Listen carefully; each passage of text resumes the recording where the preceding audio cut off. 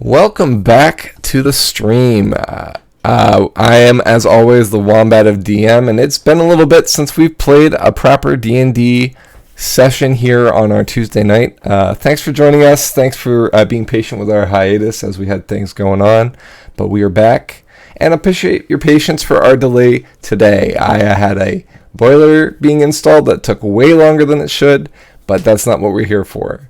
So, what we are here for is the group below me. I'd like them to introduce themselves.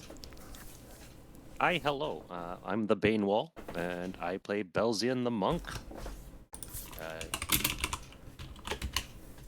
I'm Amethyst, and I play Roger Mays. He dices. He does something with curry and fries. And I Julian Fries.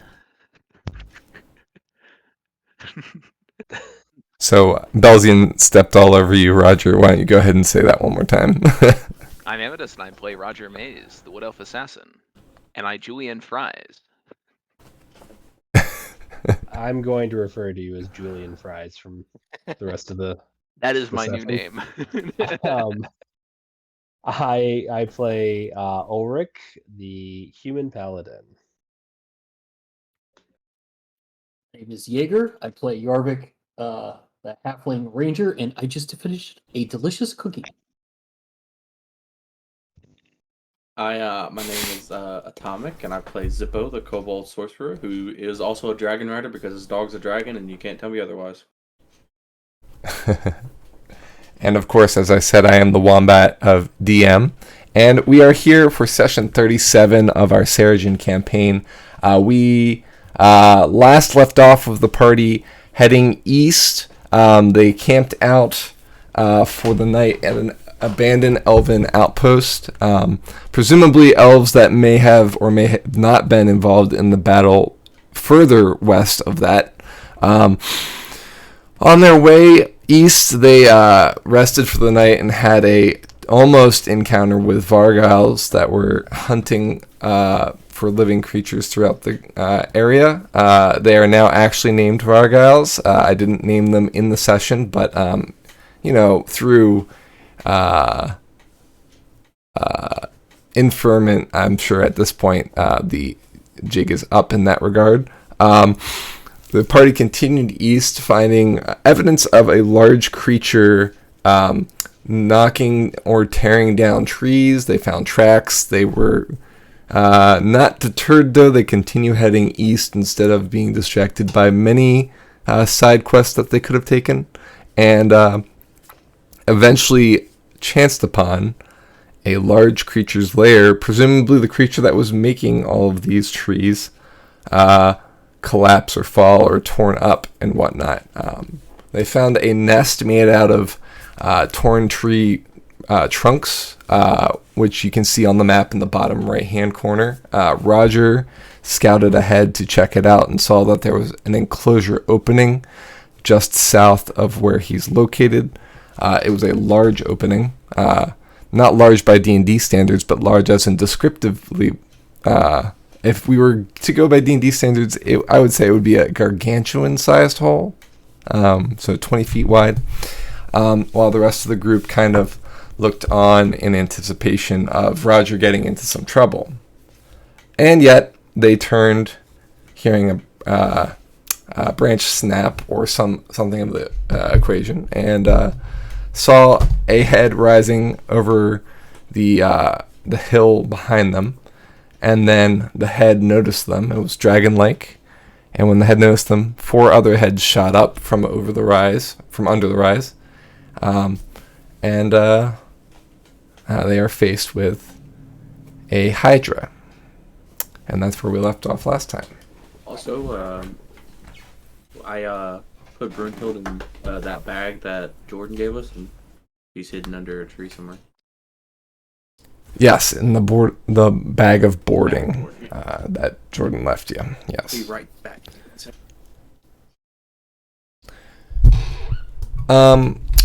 So I'm going to give you a brief description of the Hydra. In fact, I will also share a picture of the thing. It should be popping up in VTT. Is it not? There it is. So it looks like that. That's a Hydra, all right. That's angry. Yes, and in fact, it is roaring with all 5 heads as soon as it notices you. And let me give you a description. It is green in color. Its skin seems to be hardened.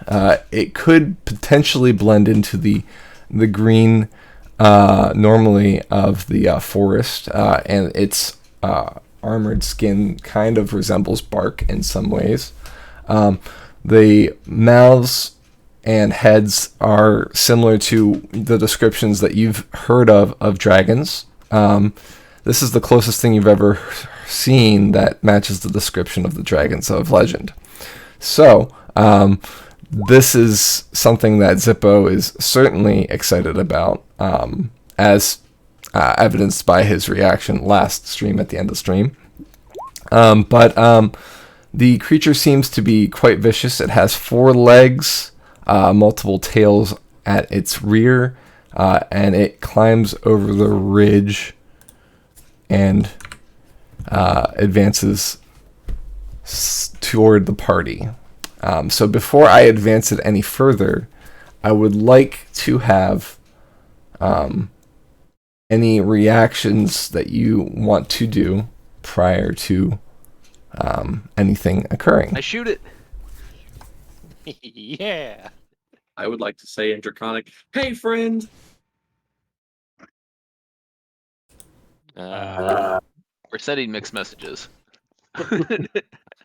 We come in peace. Pew pew. I come in peace. Yarvik is going to say nope and jump behind the log. Okay, the log up to your north? Yep. Okay, that's where you're moving? Is it He's going possible? to kind of half peek over the log. Okay, so just to clarify where the Hydra is, it's right here on the map. So if you moved it there, then peeking over the log, you'll be peeking over the log at Roger, not at the Hydra. I didn't see where you're. I didn't see where you indicated. Oh, it's right there. So Oh, it's right there. yeah, to the west. Go the other way. There you go. Kind of snuck up on us. All right, so Is it possible to make like a history check to see if I've read any books about hydras? sure. Oh, come on, dude. I'm I'm having computer problems. Get wombat volume lower and the party higher. You got it. We could also Is talk that- louder. All right, so I didn't actually change anything path, so that should hopefully be better. Now I changed it, so.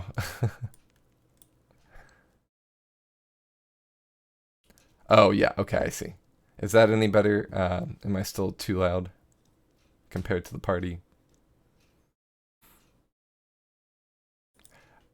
Presumably the party will need to speak in order for Path to be able to. That's true. Is this We will is need this that. That better? does make sense. Hello.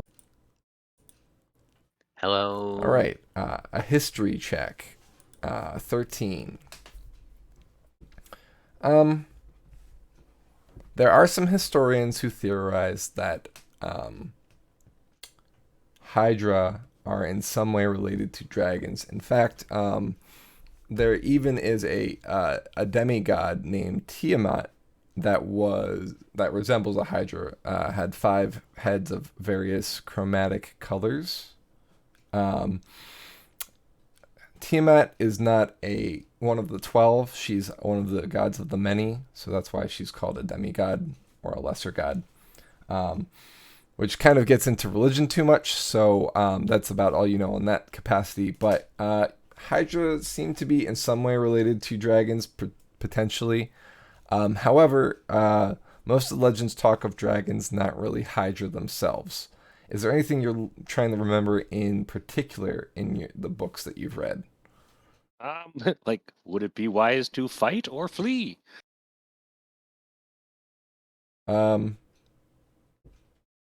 One thing you do know about Hydra is that they seem to be tireless, like that they never are fully sleeping, that their body can move while some of their heads rest. And the most important question, do all the heads lead to the same stomach? Like, how do they choose which one eats? You're not sure. Oh, wow, it's a mystery. All right, so that's so Roger wants to shoot it from the distance that he's at. Probably get closer.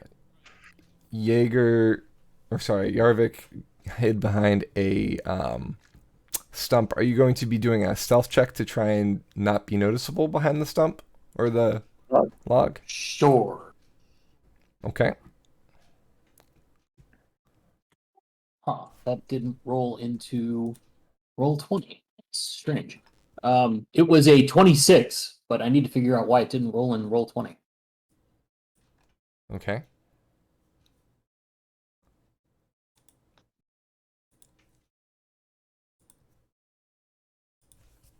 Do you have roll 20 up and everything? Maybe it's a matter of it just needs to be connected again.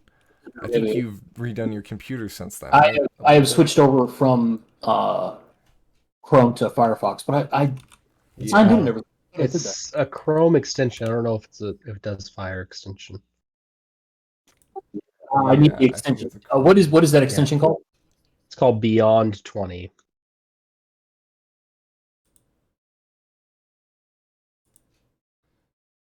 I can check out rules, I think, in the campaign. Well, it didn't show up. Should have taken a screen cap. Hold on, let me see if I can. I'll send you my previous rolls. Yeah, you can pull it up. It's just at the top. There's like a little kind of speech bubble. It says campaign or next to campaign. I can see the 26. All right, but I'll take note of that 26. I trust you, but feel free to send that whenever you want. All right, so Belzian did a history check. Are you doing any movement in regards to that, like getting closer to look at it, trying to move back while you're looking at it?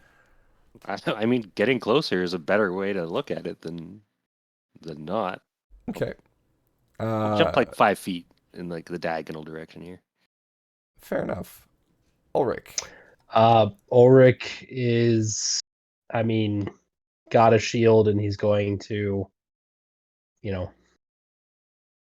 get a few steps, stand, I think here, or there, yeah. And he's just gonna kind of try and post up. All right. Sounds good. So Zippo, you are speaking in Draconic and you're saying hi, right? Yeah. Anything else while you're doing that? Maybe waving my arms at it. Like, hey, how you doing, buddy? Right down here. Okay. Are you going to be more visible or kind of behind the tree still? Move up to like right here, roughly. Like just past the tree so you can still see me. Okay. I'm trying to speak to it to be friends with him. Like, hey, how you doing?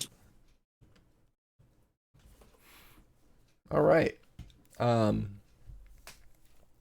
At this point, I'd like you all to roll initiative. The Hydra doesn't even seem to hear or understand what you're saying, Zippo, and begins charging forward. Do I get that surprise round attack off? You do. All right.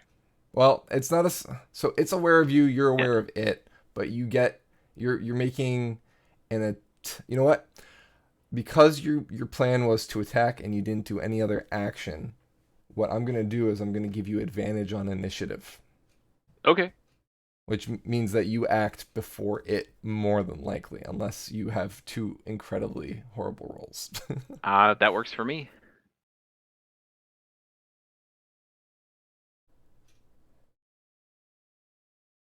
$27 it is. Alrighty.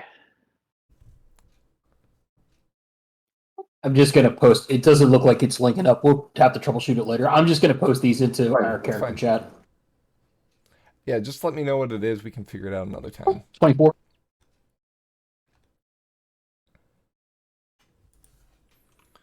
All right, so Yarvik is 24.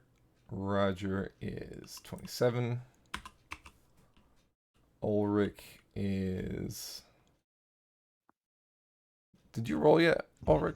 I did, but I guess 2 weeks away, decided to disable it for some reason. I got a 12. Okay. 12. And then Zippo got a 14.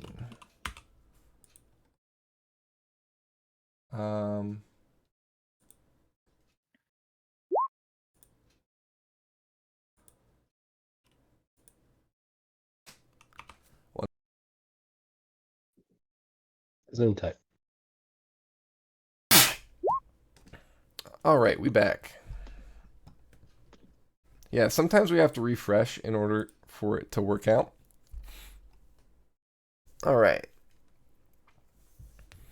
So, it is the top of the round. The creature is beginning to charge forward, has moved up 5 feet from where it was, but will be moving at its action at the start of its turn. Roger, you go first. Alrighty. I refreshed everything, so we had to give it a second for it to load That's fine. Fair enough. again. I'm going to shoot it, but I would also like to get in range so that I am not doing this at disadvantage. So I can go 70 feet if I dash. And then from here, yeah, that's within the longbow's range. So I'm going to move up to that square.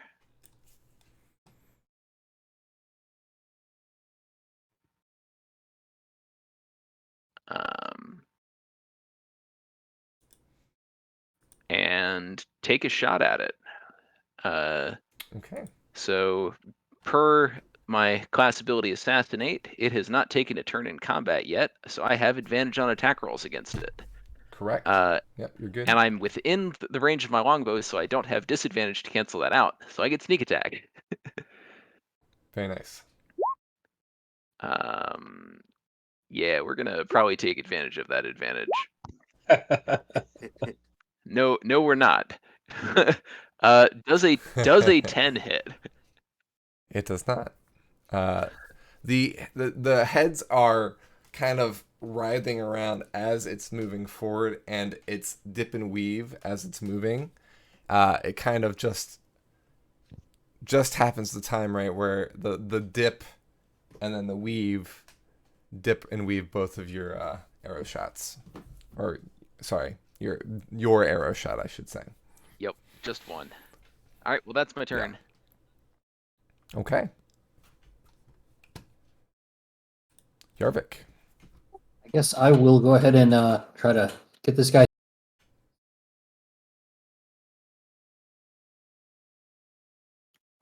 Hey, there it is. All right, got in. 30. Jesus. So you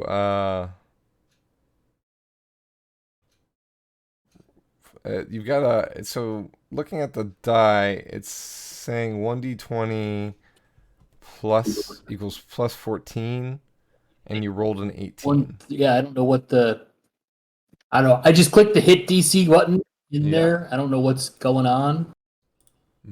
Let me look. I'm just going to make sure it's working properly. So you have a plus 14 for your roll, and you rolled an 18, so it's a 32. Okay. Because you're adding... Wait, where's your dex plus 18? Yeah, I'm wondering about that plus 14 as well. That's high. How do we... So your dex is plus 5. I don't So, remember. oh wait. Okay. It should be a plus So 10. it's plus 5 plus. Let's see here. It should be a plus 10 if it's a longbow plus 2. Yeah. I'm trying to see how I can get into that to see how it's programming that way.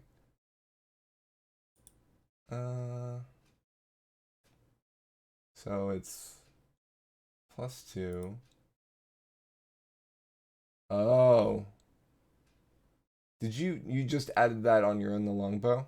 So the longbow that you're using. Right.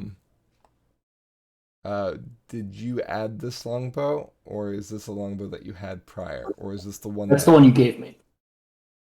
Okay, and you added just a longbow +2. Yep, that's what you told me to do. Longbow +2. Okay. Let me check something real quick. Which arrow are you using to shoot with? Regular arrow? Okay, so not the black, blue, or green fletched arrows that there were 3 of them that came with the. I don't think so because I don't actually know how to use those other than just tell you that I'm going to use one and then we just.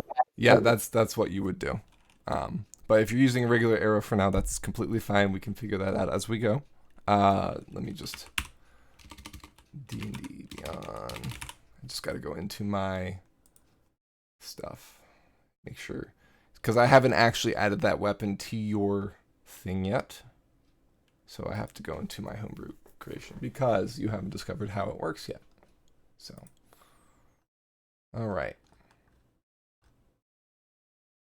So it's actually a short bow.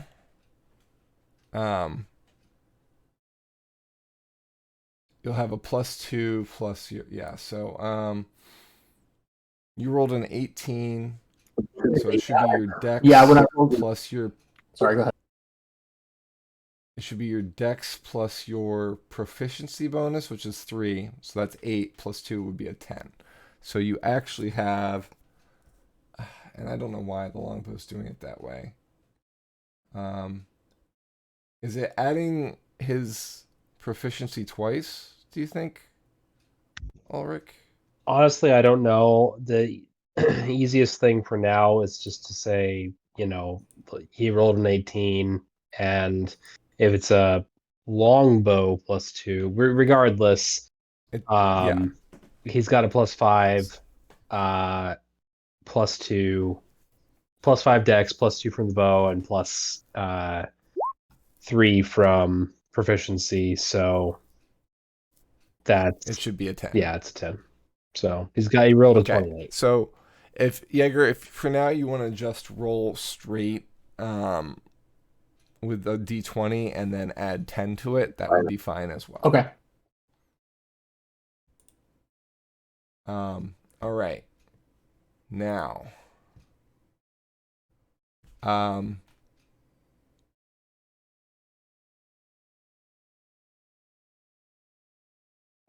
right. As you loose the bow, you hear a voice in your head say, "Yes!" And it feels like there's a hiss as the string is released. All right, roll normal damage. So the damage that I rolled, is that calculating that calculate correctly? Let's see. I don't. So the 12. Yeah, that's the 1d8 plus 7. Yep, that looks right. Okay, so that we know that works. Okay. So that's the damage. Yes. All right, 12 damage. All right, good to know. And I just kind of look at the bow like, what? And then look, did anybody else? What? Okay, and no time to worry about this, and I'm going to take another shot. So you said just roll a 10, right? Mm-hmm. Or sorry, roll a d20.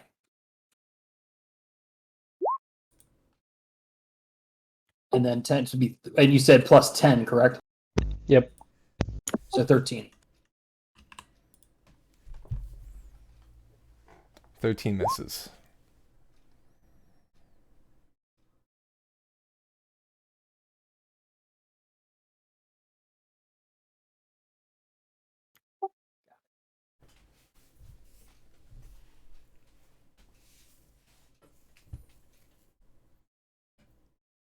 All right, next up.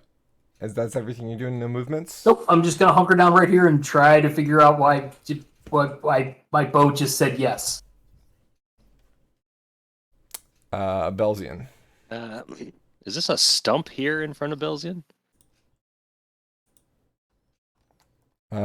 It's a stump. It's a ripped out tree. Is it like low to the ground? Like, am I able to jump on it? You could jump on it, yeah. Okay. I'm gonna jump up. It's not quite as even as it looks from the map, but yeah, you can stand on it. It's not like it was sawed or chopped down. It's It got was to turn to ripped Zippo. off.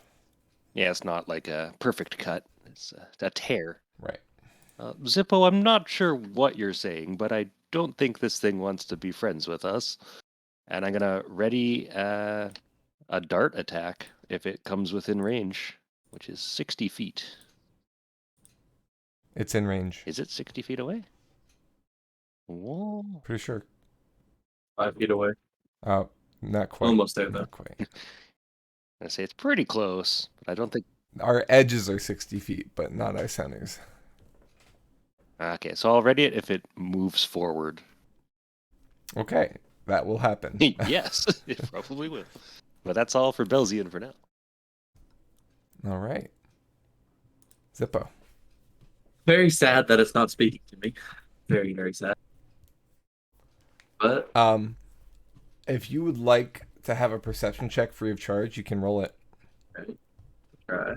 Dragons are your thing. Is it with disadvantage or advantage? Disadvantage because of daylight. Nope. Okay. Oh my god, it's bad.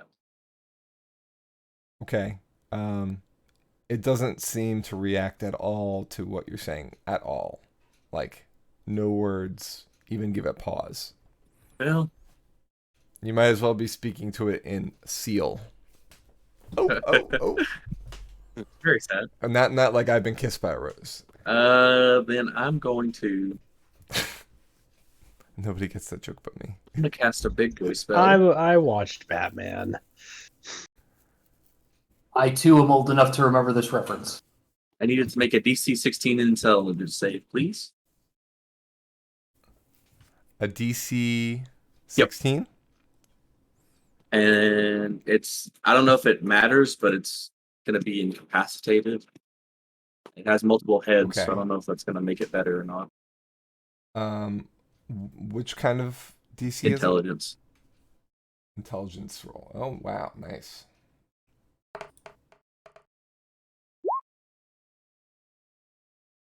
I got a 14. It failed.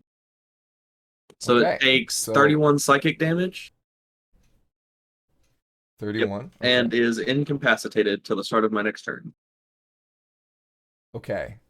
Could you put incapacitated in Yeah. Let me look it up. as the pop-up? Is incapacitated the same as unconscious? Looking for it. Incapacitated. Sort of.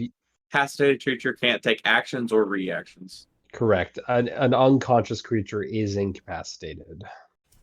But an incapacitated creature is not unconscious. Correct. No, it can still move and stuff. It just can't take an action or a reaction.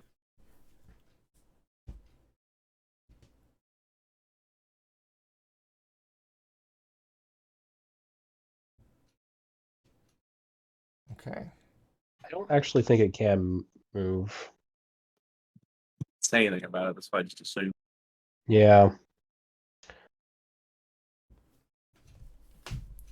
All right. So here's what happens. It flinches in pain and collapses, and so does one of its heads. The other heads are kind of reeling. They're still like awake, but one just collapses and has X's on. No, it looks like one of the heads dies. One down. We got this, boys. You said 31 damage. Yeah, correct? 31 psychic. Yeah, I guess it can move. That's weird. How long is it incapacitated? Till the start of my next turn. So once my turn Okay, activates, then it'll do something.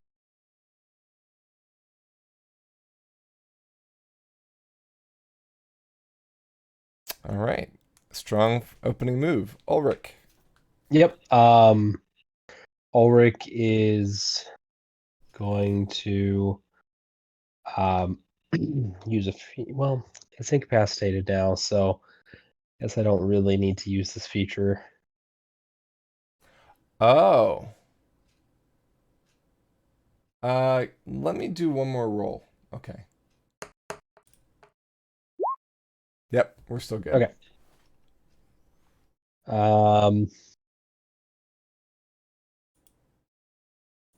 Yeah, I guess I'll still do this. So it Okay. is okay. So he will move there.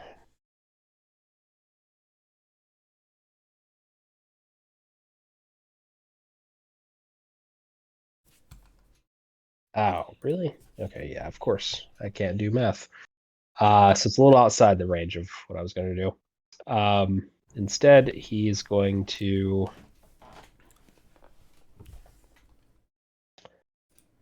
cast Spiritual Weapon, and that's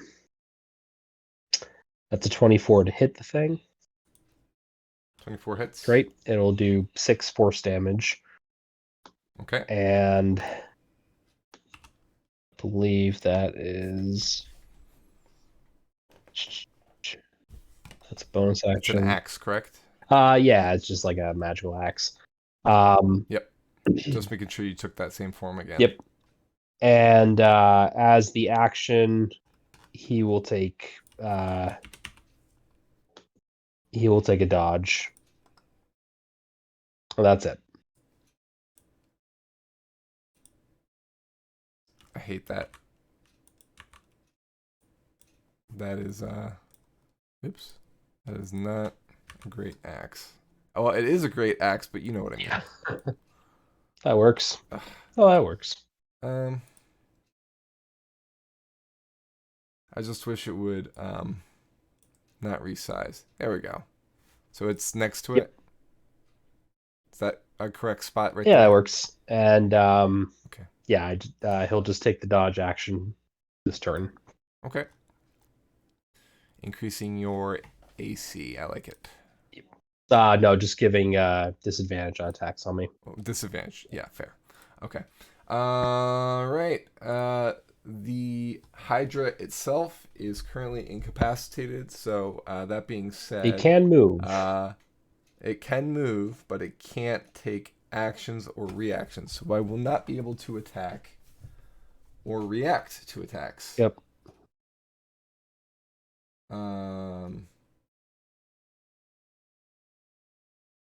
That's fine because it, as the foreheads sag,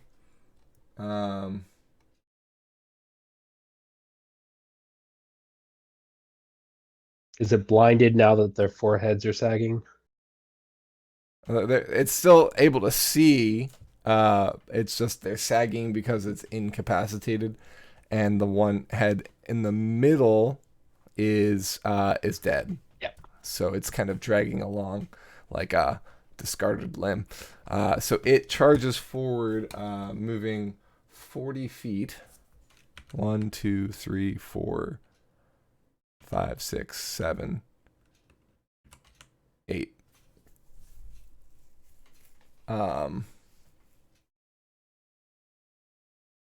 That's 40 feet, correct? Yeah. And it kind of growls angrily at the head's kind of orienting at different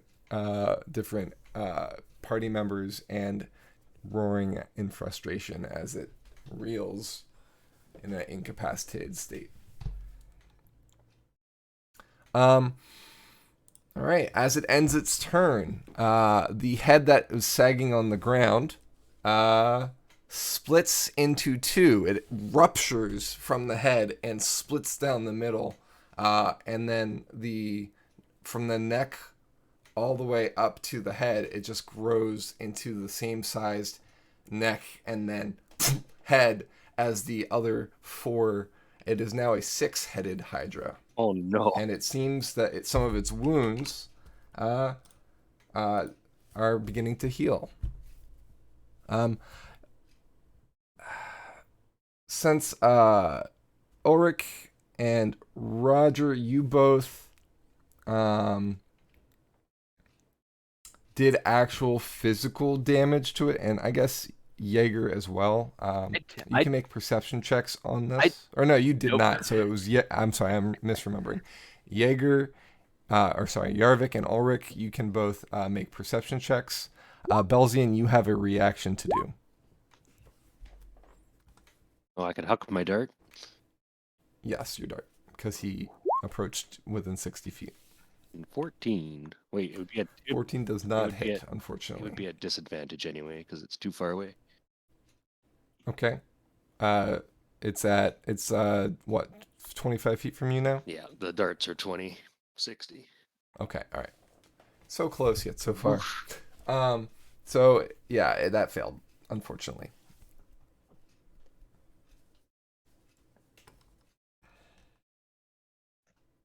And our perceptions are no higher than 11. Okay. It's not bleeding red, it's bleeding green. The same color green as what like the same color green as it is, like its skin. Just remember, everyone, if it bleeds, we can kill it. All right, top of the round, Roger, go ahead. All right. Well, I'm still in range to do a sneak attack, though I don't have advantage on my attack roll anymore. We do have an ally adjacent, which is nice and convenient. And I'm going to use one of my fire arrows. Okay. Does it 22 hit? 22 hits.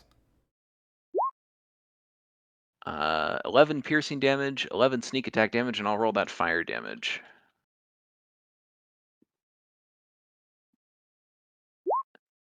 And 3 fire damage. Okay. So that's a total of 25? Yep. Okay.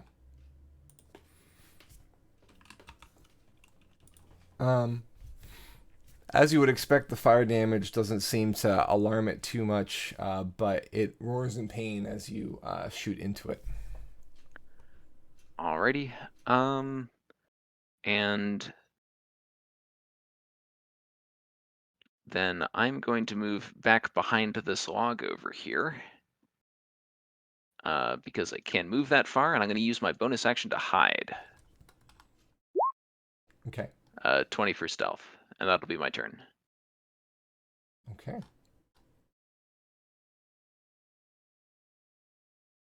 Excellent turn.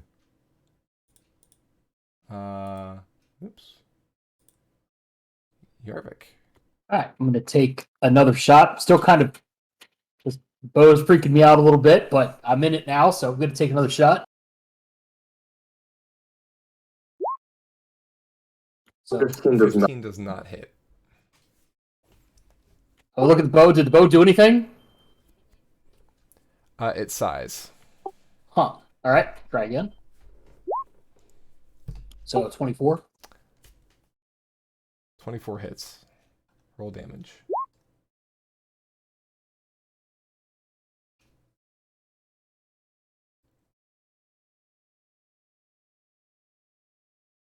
Yeah, that's right. Okay, so 15 more damage. Which head are you shooting for? The one that just split.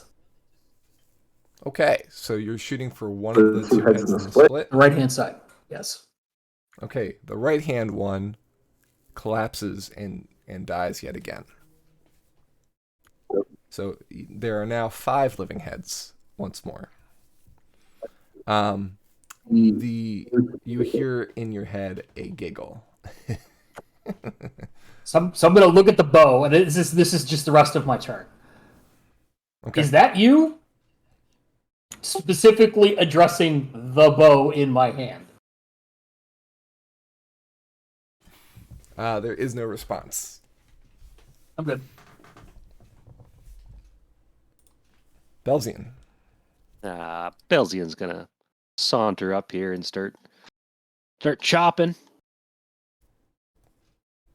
You know how it goes.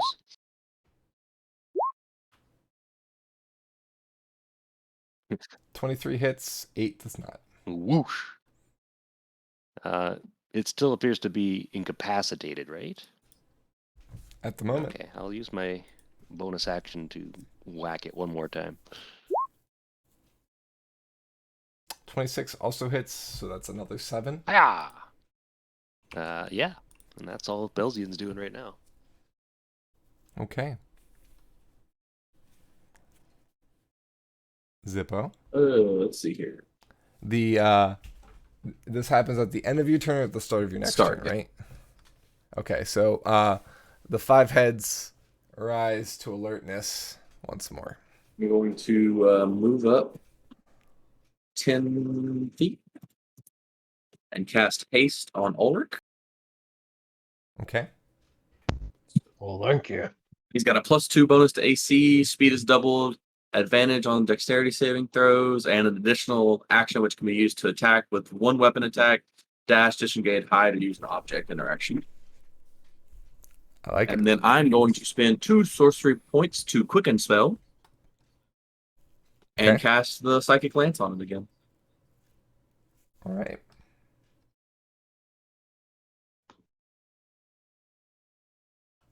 Just to make a DC 16 intelligence saving throw.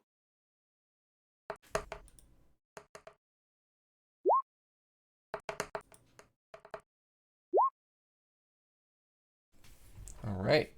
It fails again. It is incapacitated again and takes 27 psychic damage. Okay.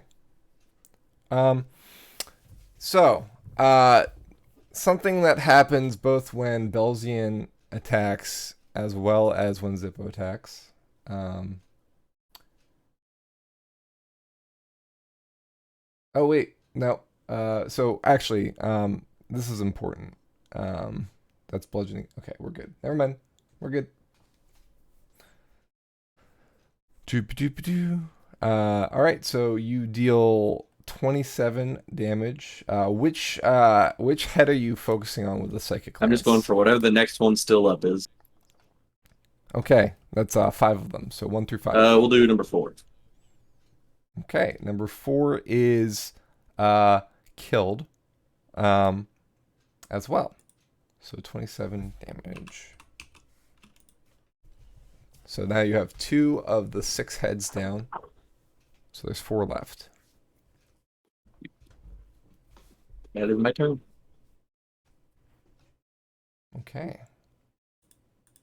Ulrich. All right, Ulrich's going to take the following things. Bonus action to move the axe over and attack. Not really aiming for the heads, aiming for the body, for what that's worth. Attack with the spiritual weapon, and that is a 27 to hit. That is and 7 force damage on it. Prepping. So that's force, not slashing, correct correct? Force. So you, I did not give you permission to. So let me give that to you, Okay. so that you can move it to where you need it to. Thank you. For the axe. Yep. Mhm. I'm gonna move it like right there. That's in its space. It'll need to be outside. Yep, you're of that. right. There you go.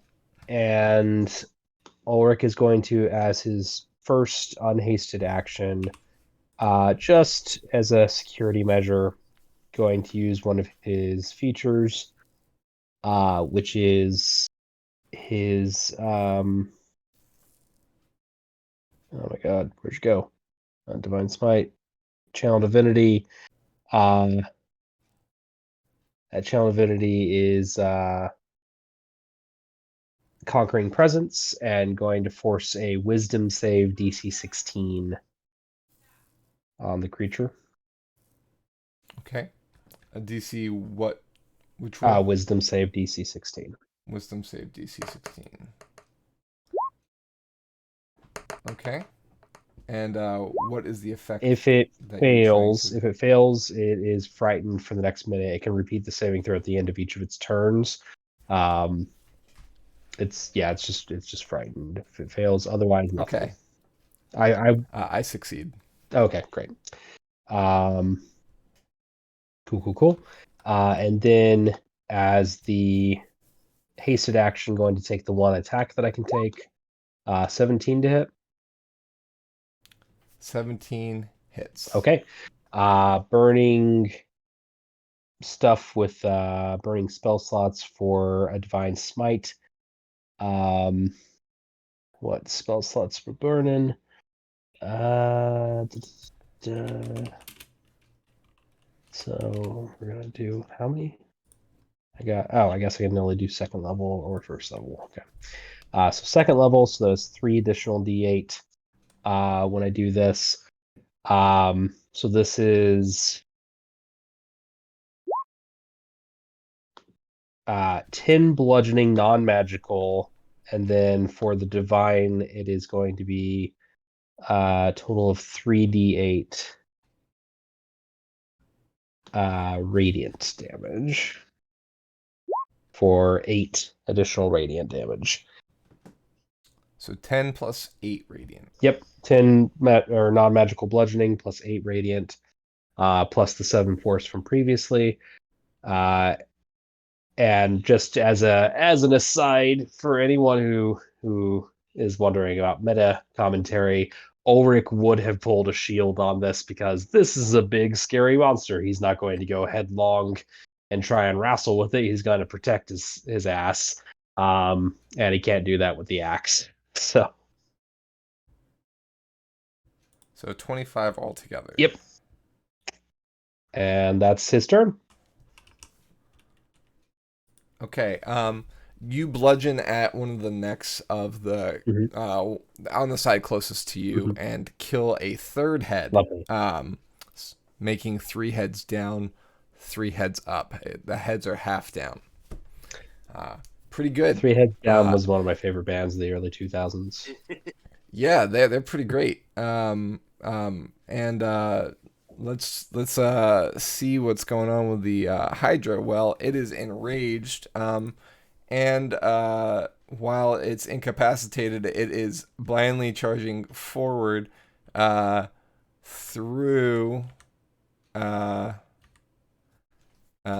to kind of go towards Zippo, and it stops at Zippo there, in between the 3 of you. Does that provoke attacks of opportunity? It does. So it doesn't, and the reason why is because it's remaining within both of the unless the spiritual weapon gets an attack of opportunity. So yeah, because Belzian and Ulrich are already in combat with it, in melee combat, it's still staying within that. If it broke away from them at all, like left and then came back from a different method and didn't disengage, gotcha, then it would have, yeah. Which would have been funny to watch a Hydra disengage. Run! It can't make any other actions because, it is incapacitated at the moment. Excellently done.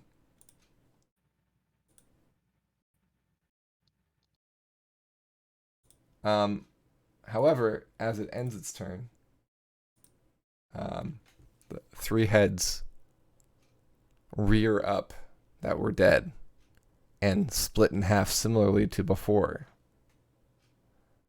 So it was 6, but with 3 splitting into another 6, it's now 9. What is it? So let's see. It was 5. We've added 4 more heads, so that's 9, correct? Let me get Benji, our very own Hydra, to come in 1 second. Come on in, Benji. Oh, boys. Why are you guys shooting at the heads? We should be killing the body. Part of me is curious just how many heads it can split into. Will it eventually get down to just like little garter snake styles heads? You know, I assumed it was like 80 of them. That'd be cute. I assumed it was like a troll, and because he hit it with fire, that's what I was hoping. Silent troll. I don't think anyone's like Benji and I have this game when he yells at the door. Sometimes he'll just run as soon as I open the door, and he wants me to catch him so that I can carry him in. He loves it. The wounds also seem to heal some on the Hydra as well. All right. Other than that, it can't really do much else. So it, while feeling rejuvenated, also has all 9 of its heads sagging.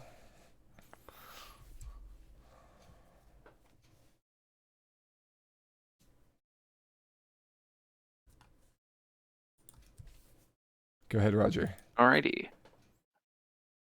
I'm going to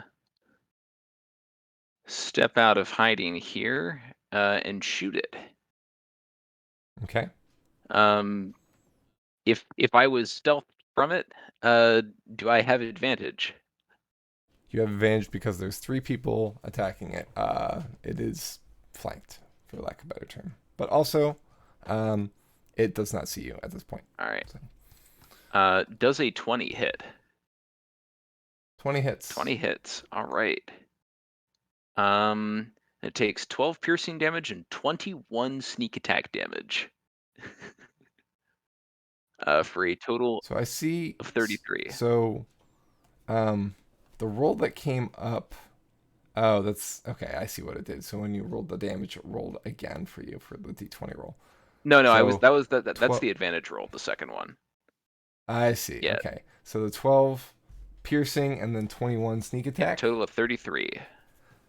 Okay. One of the heads explodes in pain, making the rest of the heads rear back. And as it explodes, a geyser of that green blood kind of explodes out of the head and kind of goes all over the place, splashing at the 3 party members around it. They are doused in an acidic substance, which seems to be its blood. And they take 12. I rolled full damage there, or not full, but close to it. 12 acidic blood damage. All 3 of you.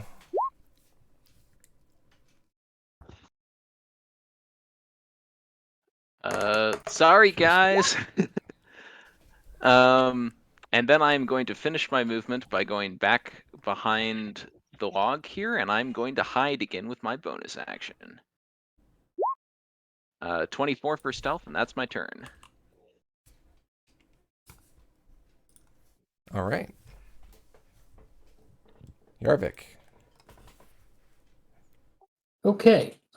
Question. One of my skills, let me see which one it is. If I think it's Horde Breaker, it allows me to take another attack on 2 enemies if they're within 5 feet of each other. So does that count for the heads? No, unfortunately not. Okay. I'm gonna grab the old bow and take a couple more shots. Yeah, it all counts as 1 creature, but it's a good thought. Got it.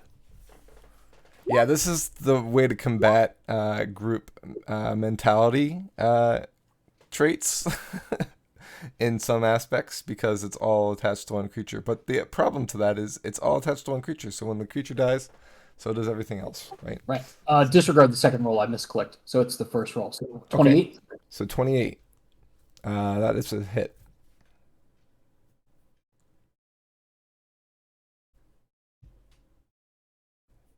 Underneath the head that is now split twice, I'm going to aim at the base. Just see if that makes a difference. Okay.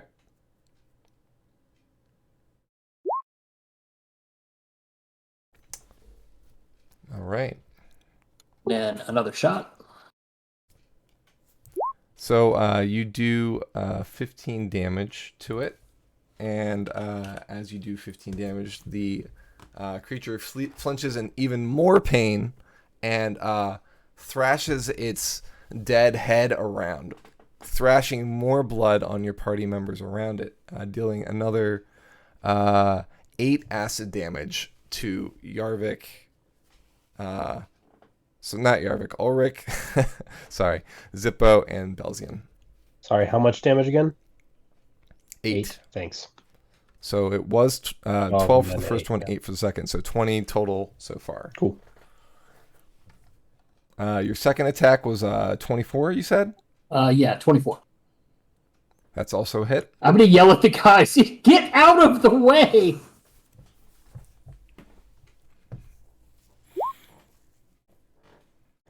Another 10 piercing damage. Okay. Right at the same spot. More thrashing. Another 8 damage to your party members. Ow. So it's a total of 28 now. Okay, there's got to be a better way to do this. So fortunately for the last couple attacks that you or Roger did, nobody was within the range of it. And it didn't really activate because of that. Or at least it wasn't apparent. That's what the perception check was. But now that everybody's around it, people are now feeling that pain. So, all right. Is that it for Yarvik? That is, Yarvik is going to re-stealth and try to hide from this thing. Sorry. Okay. Did that roll as a constitution? I'm rolling con. Nope. I Zip, Gotcha. failed the con Zipper save on rolled the con. second damage, so Ulrich's no longer haste. Which means he's down for a turn, I think. I feel slow and sluggish now. So the haste has the opposite effect if you fail. Yeah, That's when the interesting. spell ends, the target can't move or take actions until its next turn. Oh, so somebody else is incapacitated now. I like it. Which means his next turn is after my turn. Oh, that's fair. But it's after my next turn, so Yeah, so like you won't be able to Yeah. do that in this turn, but next turn you got him, I believe. Belzian. Is it possible to get in close and punch it in like the ribs or other? You are close to it right Other now. similar body. It takes up that 20 feet of space in a It's square. a big boy. It's a big boy. I'm a punch the big boy. You can kind of see that faint outline around it. That's the space it takes up. Okay, 221s. Those both hit. And we're gonna do it again. D&D Beyond willing. Hey. Okay, we're not doing it again, but that's Belzian's turn. Okay. All right, so you do 15 damage. You don't take out any heads, but it does seem to be reeling and bleeding and a mess. Zippo. The heads rear back up. I'm gonna use my bonus action to convert all my sorcery points into a spell slot. And Psychic Lance it Okay. again. Okay.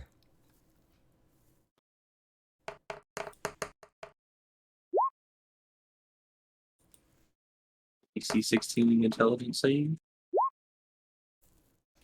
It fails once It more. is stunned again. Or not stunned, incapacitated again. And takes 23 psychic damage. Okay. And I am going to use my full 30 feet of movement. Go back here. Oh, well, if I select the right thing. There we go. So you dealt 23 damage. All right. Psychic damage. Zippo is the real MVP here, keeping this thing from attacking us with its ludicrous number of heads. yeah. That's That's what I'm just like, please just stay there. Don't move. Well, you can move, but just don't hit nobody. You're fine. No reactions. Another head dies. So that's 2 heads. I honestly don't see this as a winnable fight because we have no physical way of stopping it from regenerating heads. So I mean, if we do enough damage to it, we should overcome its fast healing. Right? We've dealt. I mean, you're doing a pretty good job so far. It's not been able to damage you much, and you've been able to damage it more than it can heal. If I've been keeping track correctly, we've dealt a little over 240 damage to it, and it's had 2 turns to heal. So even if it's healing like 30 points a turn, which would be absurd, Like it's still taken an absurd amount of damage. Yeah, but the rough part is I'm out of 4th level spell slots now, Yeah, so I get out no of longer melee. can keep it incapacitated. Get out of melee. Get out. Run away.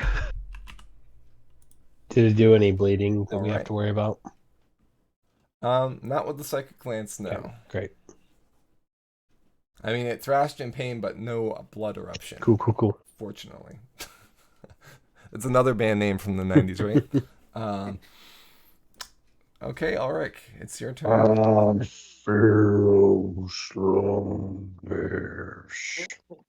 He says as he takes no movement or action this turn.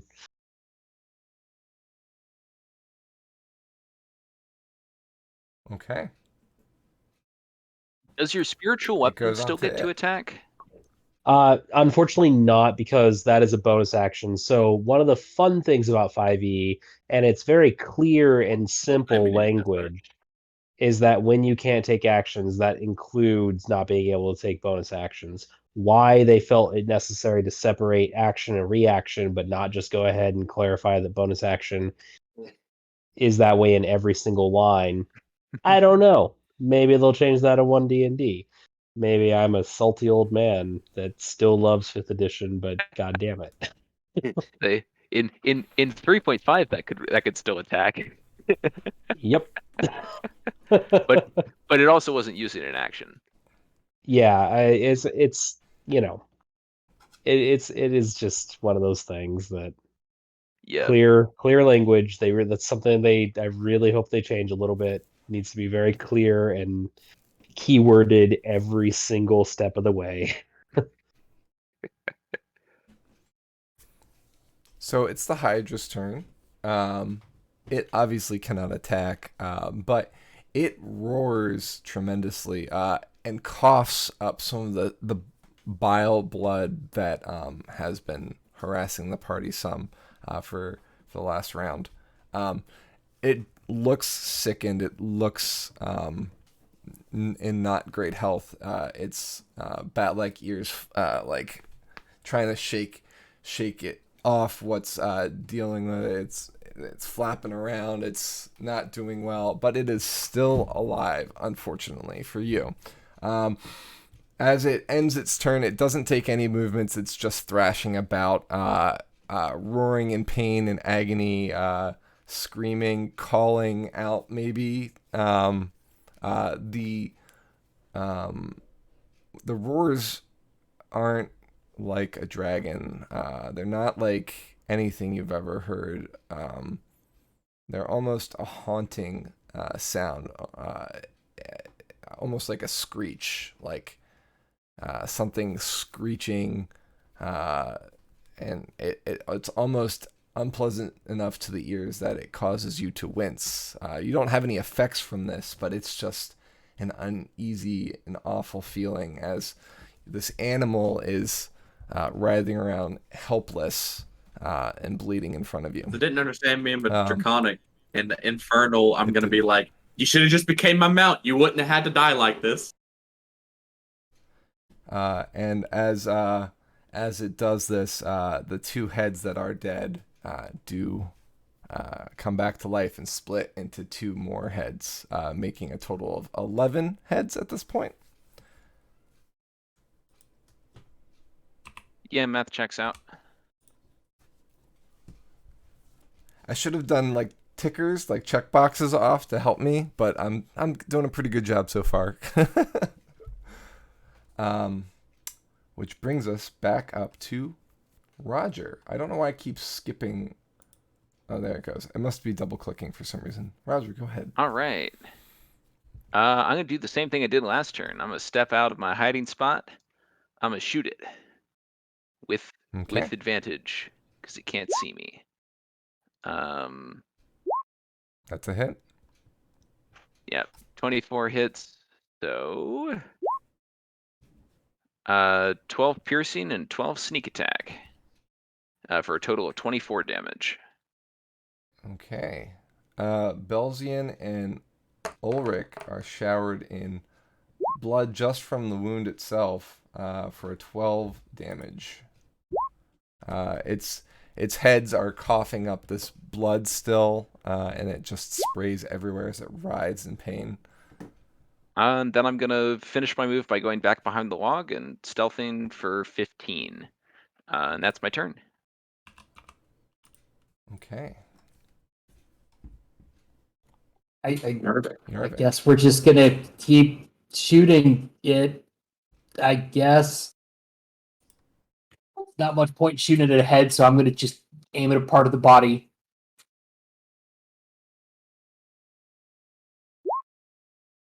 Oh, 21. Hit.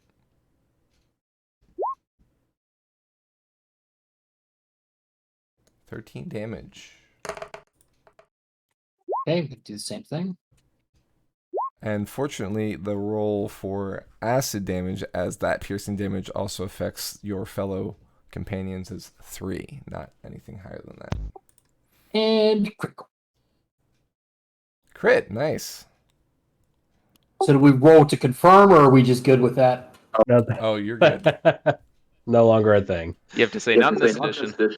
Okay. Yeah. When was the last time? When was that? I remember. 3.5. I don't think they did it in 4. 3.5. So it's just damage twice. How does it work? This is actually the first crit I've got in the game, in combat. Oh, congrats! I mean, Hooray! in this whole campaign, this is the first one. I got crits and other things, but never a damage roll. Just roll damage again and add the two together. Hey. Solid. Okay. So that's nearly 30 damage, 29. A head kind of weaved into the shot as you fired into it, into that chest area, and you kind of killed the entire head. The head erupts in more acid damage, 12 more to both Ulrich and Belzian. Ow. But the head and the other heads around it thrash and thrash and thrash, and all of a sudden stop and collapse. The entire body collapses. The final head that died tries desperately to split once more and gets about halfway before the body runs out and it collapses to the ground, almost like the neck split into its own gaping maw before falling to the ground. The Hydra is dead, slayed by your longbow. So before any actions happen after this, I will say, Yarvik, in your head, you hear, excellent job. What's your name? Yarvik, what's yours? You'll find out in time. Well met, Ulrich. Well met, Yarvik. What? Sorry, that was not the bow messing up. That was me. Next time, use my brothers too. And the voice goes silent again. Okay. So Yarvik's just going to kind of meander and emerge out from the log, just kind of staring at his bow. He's not even like looking at or paying attention to the Hydra. He's just kind of weirded out and looking at his bow, just kind of wandering around like, what just happened here? Very important question. Is the Hydra male or female? You're gonna need to do a knowledge nature check on that one, buddy. If it's female and it has eggs, we could have Hydra mounts. Raise them from children. If it has babies, we have bigger problems. Because that means it has a mate. Let's long rest. That's not making my spell slots back. We'll keep that, dude. We did Oh, I don't 309 think I do. damage It's to an this 8. thing. It's a Hydra. Yeah, it's alright. I mean, I'm just happy that it failed the intelligence saves. As soon as the first one worked, I was like, alright, we're just gonna keep going till I fail on them. It had -4 on intelligence, so it's a beast. I Is mean, that why yeah, it couldn't understand me? It doesn't have any languages. Sad. Doesn't speak Hydra? no. What a dummy. I love that the only damage we got taken to was the damage that we did to it, hurting us. We did this to ourselves. Yeah. Oh, Belzian. Belzian got the 20 HP. Wow. Let's say it did like 50 or 60 damage to the party. Yeah, I was at 32 out of 58. So yeah, you've got this gigantic creature collapsed on the ground. Its head's splayed out in front of it. It's oozing this acidic blood into the earth, and that blood is sizzling as it hits the ground. Some of it seems to be even affecting the hard skin of this creature as well. Or scales, actually. As you get close, it's actually scales, not skin. One of the spots that's not too bloody, I'd like to take some of the scales. Okay. For them for later. In order to take the scales, you're going to need to probably hack at it some. Ulrich! I mean, sure, why not? Ulrich's going to try and pry some scales off. I'm gonna stand way the hell back. Okay. So you're going to try and pry it off or cut it off? I mean, he doesn't. I don't think he has, oddly enough, a knife.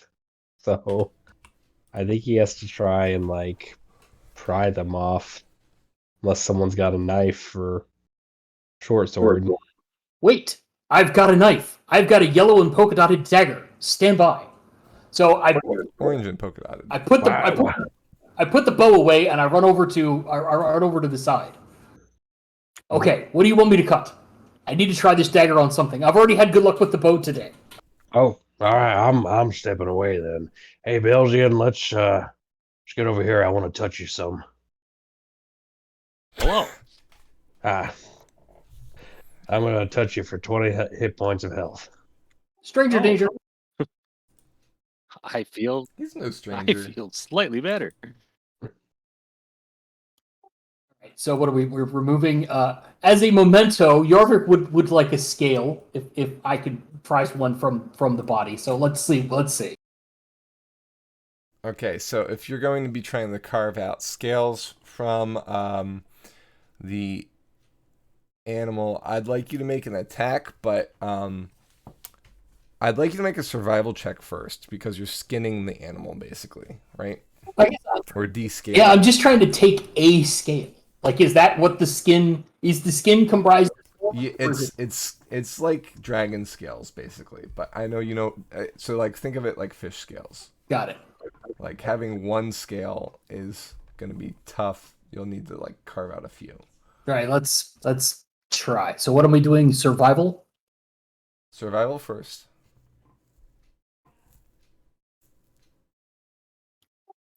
Okay. And then I'm gonna say that this is too foreign to you, so you won't get advantage on your attack. So just roll a normal attack with your dagger. All right. It is unable to pierce the scaling of this creature. Actually, hang on a second. Let me see something. Okay, yeah, it is unable to pierce the scaling of this creature. You can try a couple more times if you'd like to try and hack at it. I'll give it 2 more tries. We'll see what happens.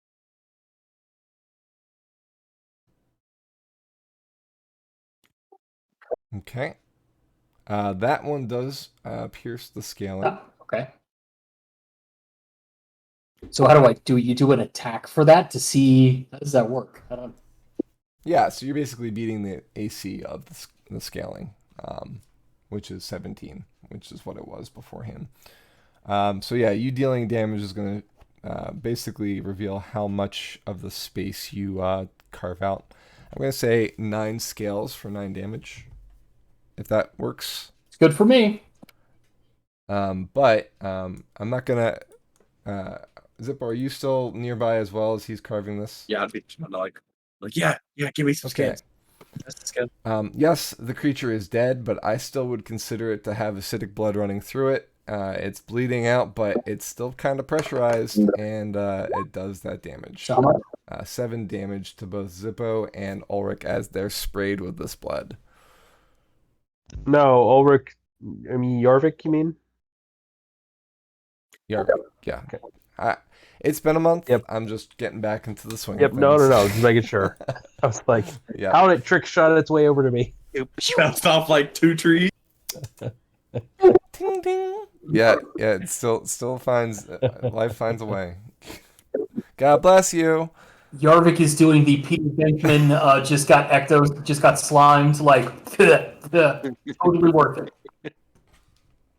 And then I will split the scales in half and give half to Zippo. Yeah. 4.5 scales.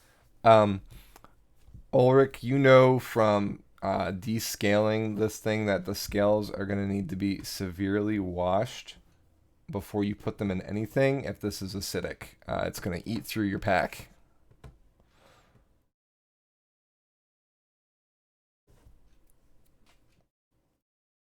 I'm going to So have us put all of the or I'm just going to cast Prestidigitation on all the scales so I can clean them. perfect. That's all I needed. I needed something. Yeah. Create water would have worked too, or the water thing that you have for cantrip, right? Or do you have that Oh, I anymore lost now that that. you're? Yeah, I thought so. No, I got Prestidigitation, so which is still pretty good. Anybody Yeah, have that's a glass vial that we could try to save the acid in?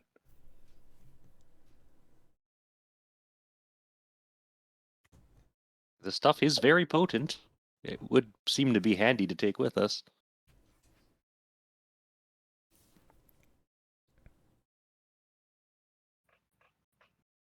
I can pour out the ink that I have in my bottle, Benji. throw some acid in it, and hope it don't eat it. What's everybody's current hit points? Who needs healing? I'm full up. I'm pretty hurt, but Tells you it's at about 50%. Do yeah, it's down, I think buddy. Zippo's got some. I think he's got lower hit points. So do 2 cure wounds on Zippo.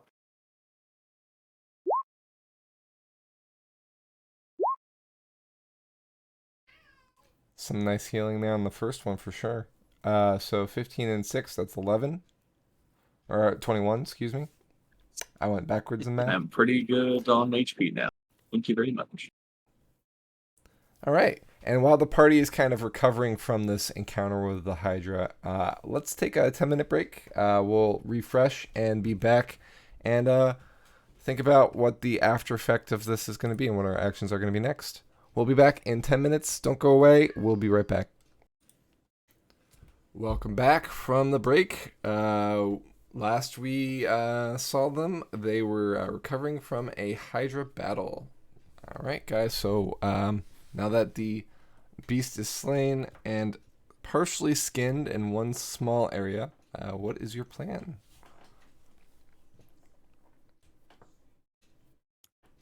We got a long way east to walk. Yeah, we have a long trip ahead of us, he says as he lifts up one of the heads. I'm gonna go retrieve Brunhild in the bag. Okay. I was waiting to see if you would do that or not. Can't forget my baby, not anymore. I actually have like a little notepad. Like, you can put like the sticky notes that you can write on. I have one on my computer monitor that has like, don't forget Brunhild. Nice.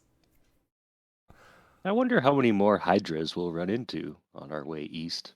Hopefully not until we rest some more. Can't keep them incapacitated for that long. 0 is the number I hope we run into. Unless they're tameable ones that are, sophisticated and can speak to me. This one is a dummy head. I heard somebody mention mate. I would rather not tangle with this one's mate.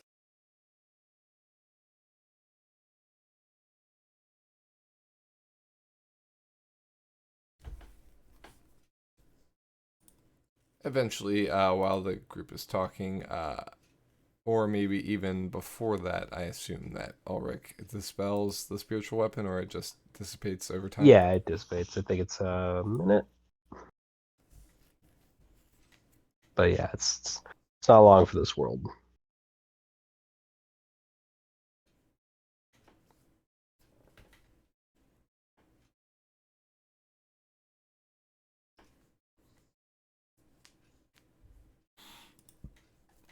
All right, so I've heard some people expressing a few things, hoping that there's no mate, wanting to rest, going east. What's What time of day is it after we what's beat your action? the Hydra? That's a good question. I can peruse our campaign summary notes real quick. So we awakened and traveled east. You've traveled for most of the day, so it's fairly late in the day at this point.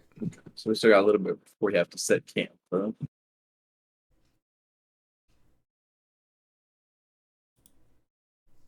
It does seem like we have some more marching to do.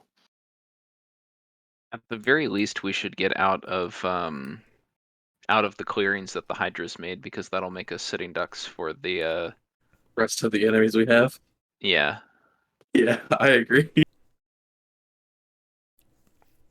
But once I get Brunhood out of the bag, and with the help of Ulrich, I would assume, since he's the muscly man, then I will shut the bag, or I'll go into the bag. And is the desk still there? Like I haven't took anything out of it, so. Yeah, everything is as it Okay. was. On the desk, is there like a top right drawer, or is it just like There is one drawer under the place where your legs would go. Okay. I'll open that drawer and I'll lay the Hydra scales that I have in there and close it up and then come out. Okay. Yeah, it's more like a table with a drawer in the middle. Gotcha. And the table has like covered sides. If that makes sense. So like it's not four legs, it's a surface and then two flat surfaces on either side to hold it up with a drawer. Okay, yeah, I'll lay them out in like a decent looking, like, little circular type shape, and I'll shut it up. And then once we get decided on moving east, I'll hop on Broomhild and pat her a couple good times, and then offward we go. Okay. Scanning the area around the Hydra clearing, you see that the nest itself is in that great pile of trees that was to the southeast of the map. We gotta search its nest. It might have something good in there. The trees themselves seem to be haphazardly placed, or maybe not even selected yet to be placed in the dam, for lack of a better word. The nest. I'll just call it a nest. Zippo, you should go up close and check it out, since you're the smallest and can fit into the spaces between the trees. Okay, I'll get back off Brunhild and I'll have her stay right there, and then I'll go up to assuming it's this little area over here. Mm-hmm. Yep. I'll go up to it and see if I can sneak through to see if there's any goodies in there. Okay. You enter the nest and see that it's fairly spacious inside. Obviously, the entrance is 20 feet wide, so it has to be able to occupy a large creature. It's relatively haphazardly built, but sturdy. It seems like the bark of the trees or the wood of the trees have actually somewhat been weakened or maybe even melted slightly into each other to create kind of a pulpy paste that has allowed the trees to kind of cement into a more of a nest. Presumably, it uses some of its acid type stuff to make this structure work, because normally a pile of wood probably wouldn't be as sturdy as it normally. I mean, you're not really experienced with beavers, so like this just doesn't seem like it would work to you. You're used to the sturdiness of stone and underground earth and things like that. You're not even sure half the time how humans keep built structures the way they are, you know? Yeah. So it feels pretty homey and roomy in here. There doesn't seem to be any loot to be had within the structure itself, but it's only got one entrance, and there doesn't seem to be any eggs within the location. There is a pile of bones to one side that have seemed to be picked clean, and there are some rotting corpses next to them of maybe some discarded creatures that it chose not to eat.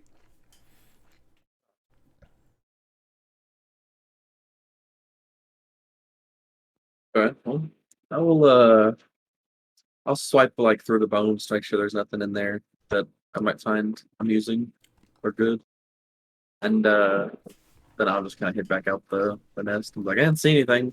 But no eggs, just some corpses that it didn't want to eat and some bones that it did eat. No shinies, sadly. Roll me a D100, please. Oh, thank you. 69. Nice! Hilarious.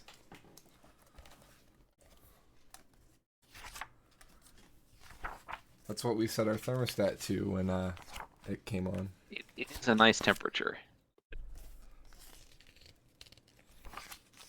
Okay.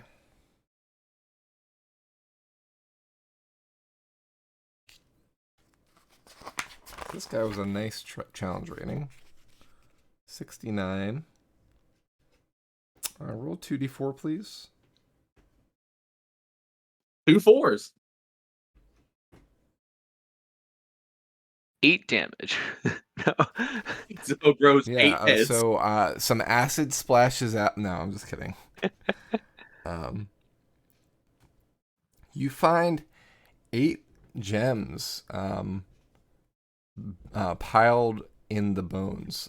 Maybe the gems just lasted after the bodies were consumed and digested, and the flesh was eaten away. And this is actually a pile of those bones either coughed up or excremented. You're not really sure how hydras work. You also find an ornate statue. It seems to be made out of onyx. Pick up the gems and the statue. Looking at the statue, does it look like anything I've seen in any of the towns we've been through or anything? It seems to look like a short human, but the short human has a great. It looks kind of like a halfling or maybe a gnome, but it has a long beard that's incredibly detailed for some reason. It seems to be a warrior of some sort. Is there any writing on it? No. Yeah, well, It's like half buried in the earth, and you have to actually kind of pry it out of the ground. okay, yeah, I'll take it out. And I'm like, okay, cool. And then it's just because I did Give me one more D100, please. 51.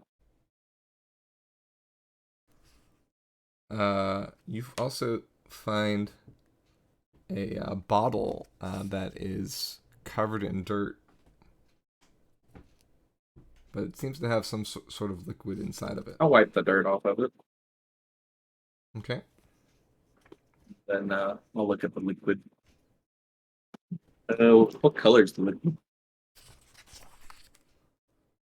That's a good question.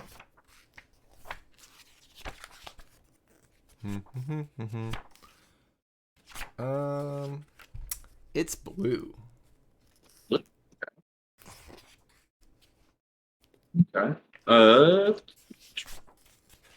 Check something here.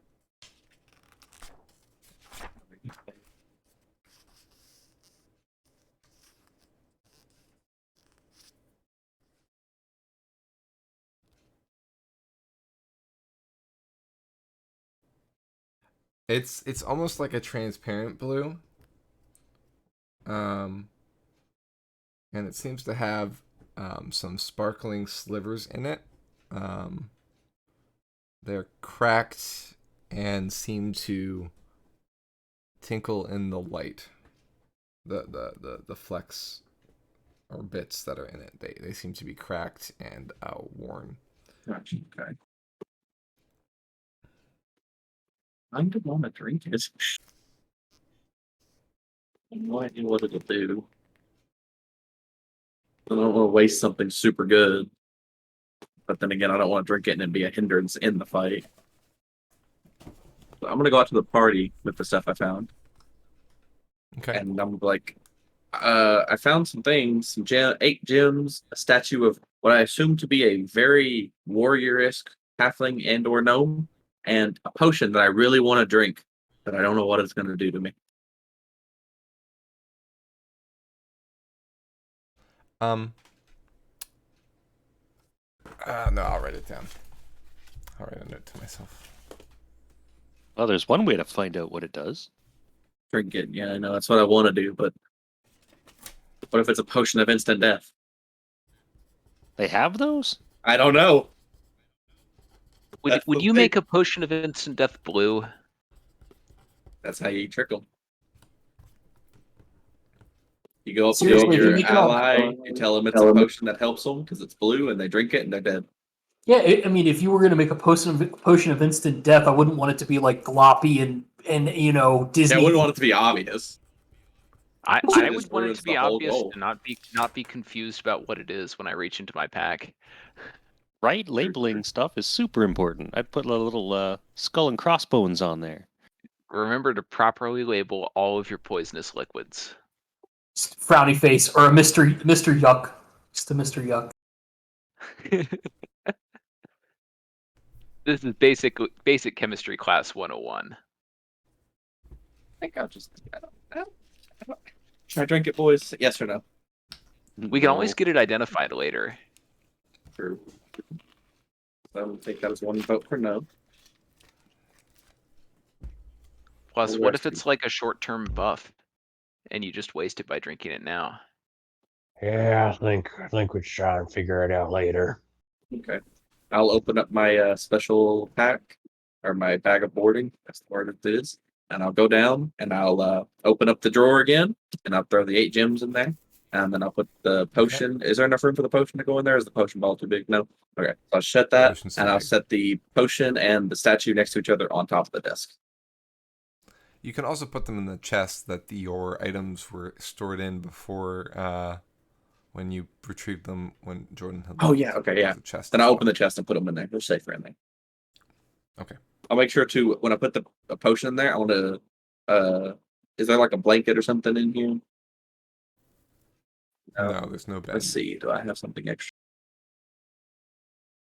I have just common clothes. I'll wrap the potion up in the common clothes just in case. I don't know if it gets. I don't imagine it gets shaky in there when I'm walking, but just in case.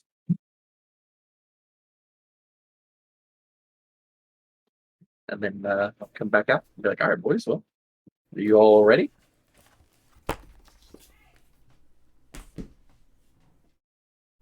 I'm going to hit the old dusty trail. Yeah, I'll skedaddle. Let's go.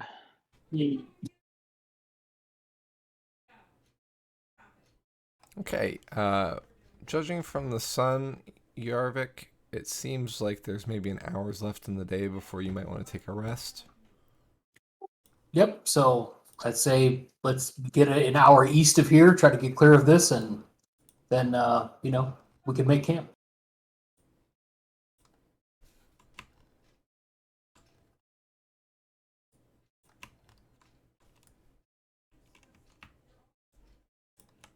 Works for me.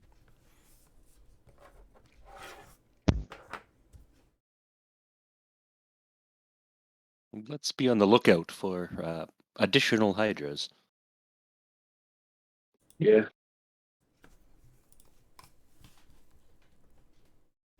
All right, so you travel for an hour, and are still in the woods. You still see evidence of this, the same type of evidence you saw to the west of the clearing. It seems like the stomping grounds of this Hydra, or theorized multiple Hydras, stretches to the east as well as the west. Presumably, probably also the north and the south as well. You know, those pesky Hydras, they seem to be territorial.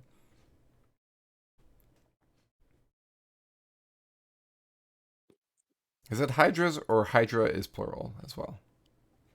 Good question. Perhaps it's Hydra. Yeah. We forgot about Dre. I wonder what a group of Hydra are called. Are they like a murder of crows?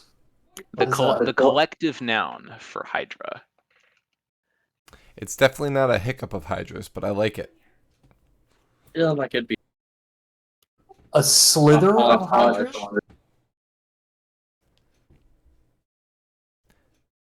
We gotta have the alliteration. I would guess Tangle. I like That is a Tangle. good guess. A tangle of Hydras, yeah.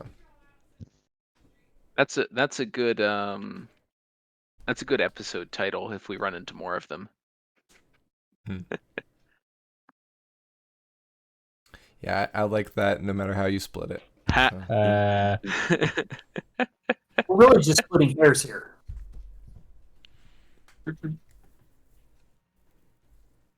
All right, so you are breaking for the night. So the usual questions still apply. You're in potentially hostile territory, potentially even more hostile because you're in the territory of a creature you just slayed. Is there anything that you are doing to help make camp, or what are you selecting to do camp or whatnot? I think we're gonna go with no fires again, right? Yeah, probably best. Yarvik is definitely going to be sleeping in a tree tonight.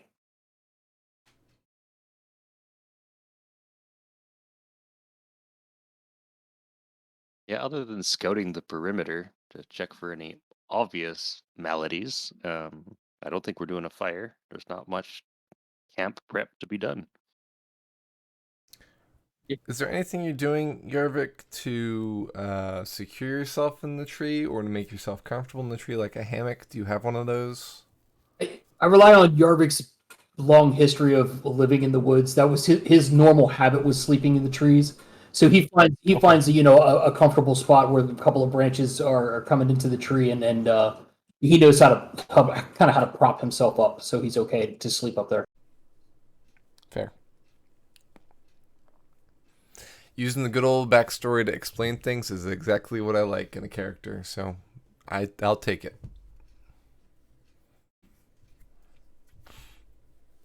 So no fire. So that means that we are eating any foraged for berries. We'll need to make a survival check for that, or possibly the remainder of your traveling rations. Did anybody prepare more than 5 days worth of traveling rations? I don't think so. Okay, so this is, I believe, your 4th night. So tomorrow would be your 5th day. your last day of traveling rations. I do have 4 days worth of rations remaining on my sheet. Yeah, I have. Have you been using them throughout each day? Ah, Because I believe you, since you haven't been, and I'm not usually pedantic about this. I'm just pointing out that for the last several days we've been camping without fires, which means we haven't been preparing food, so we've been going by rations. I would probably have had a real answer to that a month ago, but I don't know. That's totally fair too. Yeah. Did we not prepare traveling supplies in Aurora? Well, that's why you had full amount of rations, but normally people have 4 or 5 days tallied in their adventuring gear, and that's it, and then they refresh every time. I haven't really brought it up in the past because we really haven't been away from a settlement for that long, or we've talked about in some way restocking that by foraging, but we haven't really, since we've been on the run for a lot of that, we haven't really done a lot of it. You did have stew that you might have been able to refresh your rations in some way with, but not really, and it was dumped out in the ground anyway, so that kind of became a moot point. Did the dog eat it? The dog ate it. Yeah, for the most part. Yeah, I had, to my recollection, I had started this little journey with 10, and I'm down to 7. Okay. And again, I didn't say account for your rations each time you rested. I've just kind of been taking mental notes until it mattered, and it just so happens that today's session, I'm kind of bringing it to question. If you want to accommodate that, just make sure that you're letting me know that you're foraging for food before you or while you're doing camp, and then we don't have to talk about this. You know what I mean? It's just a matter of just being aware of it while we're in survival mode at the moment. So. Well, I'm gonna go ahead and roll survival to forage for food. There we go. That's it. Let's forage. 20. Being of elven persuasion and being in the elven forests, some of pretty much most of the food that you find are things that you recognize from both back home, maybe even things that might have been transplanted from Necrata back in the day. And by back in the day, I mean a very long time ago. Or it's just things that are also similar to this area. So you find food for not only yourself, but the party. Mostly edible nuts and berries, including a flower that's meaty and edible. And by meaty, I mean it's kind of like if you ate a mushroom, it's like an alternative meaty Savory substance. Yeah. Look, folks, food to eat. Okay. Most of those you can probably also use to restore your packs. Appreciate that. I did burn through a ration, so I'm good.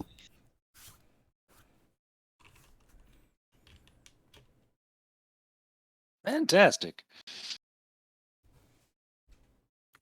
Thank you, sir. Jaeger, this is kind of a nice change of pace based on the fact that you're usually the one doing the foraging. So. I'm going to take some pro tips on this, and since this is not a forest that I'm overly familiar with, I'm kind of observing and could just have a little conversation about what's good, what's not, what do I look for, kind of thing. That way I can expand the these knowledge. things here you can eat. The flowers that you find are called day caps. They kind of are a petal. The pitcher plants. They're very similar to that, except less sticky inside and more meaty. They're called day caps because they kind of resemble a hat and tend to bloom in the morning. Cool. Thanks.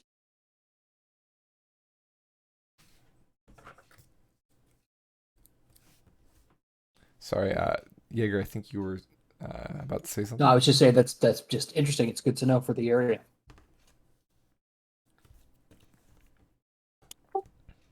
Yarvik is a bit of a tree nerd, if that's a thing. Apparently, I guess that's a thing now. Tree nerds are a thing. I'm making it a thing. I'm sure girls pine for tree nerds, so. And maybe even boys, too.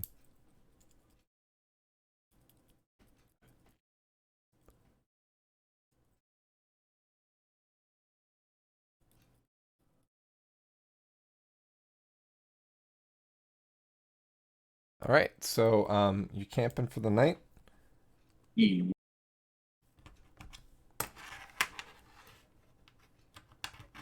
All right, it grows dark. What are we doing for splitting up into watches for the night? With the 5 people we've got? Yeah, I'll do the last watch.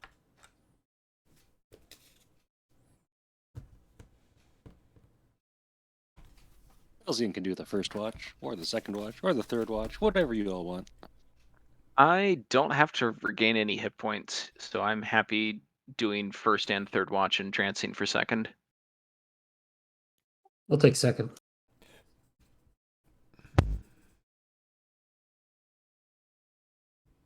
Yeah, I'll fill in what's left.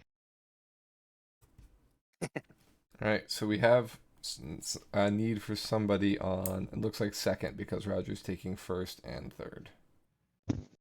All right. And Belzian, what watch are you taking First, I guess. first?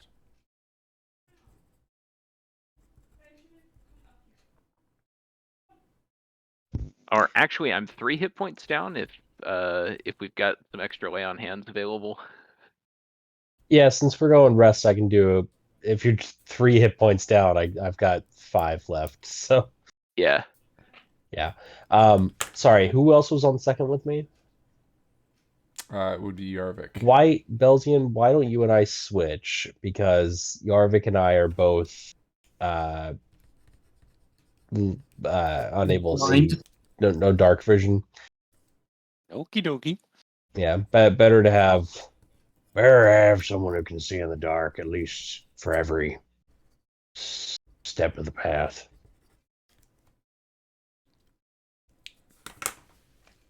As usual, you are wise.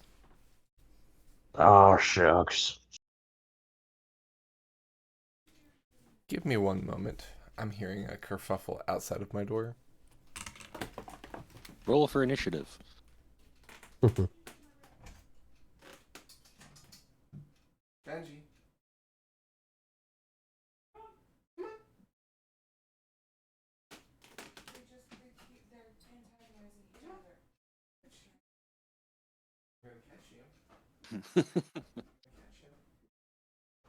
Just chasing the cat up and down the hallway. Get back here, you rascal. Oscar did that. You can thank him.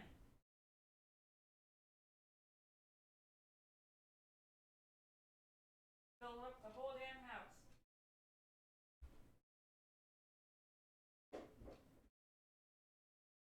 Goodbye, Benjamin. Joy.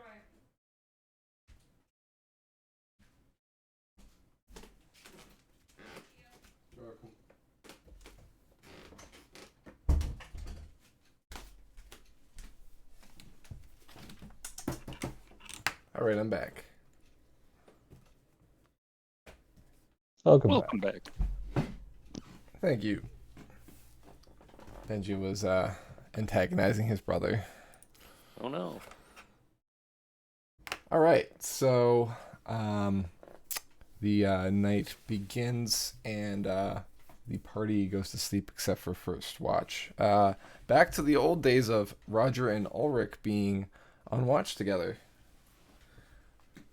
All right, well, here we are again, buddy. It's been a while. New place. No fire.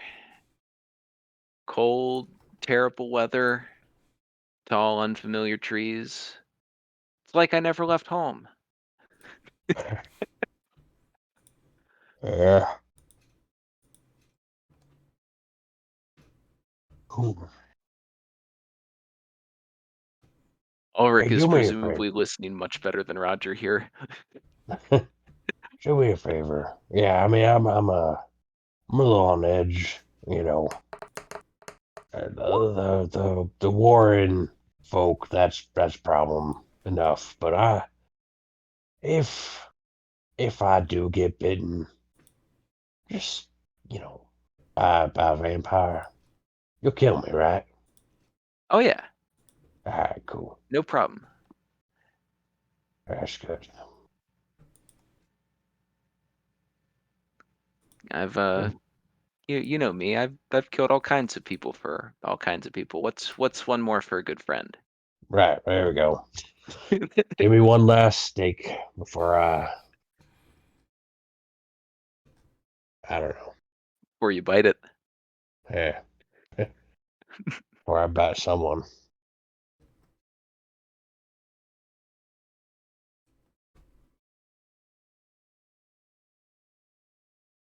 Well, do you What's hear that anything I'm out there? hearing? Yeah. Ulrich,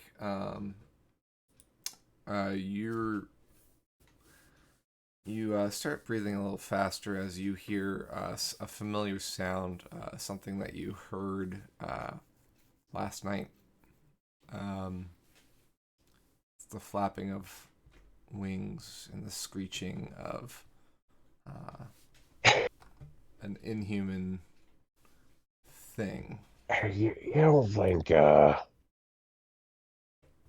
You don't think 5 or 6 Hydra heads could suddenly become those bat-headed creatures, do you? That would be damn inconvenient. We didn't chop off any of the heads, right? No, but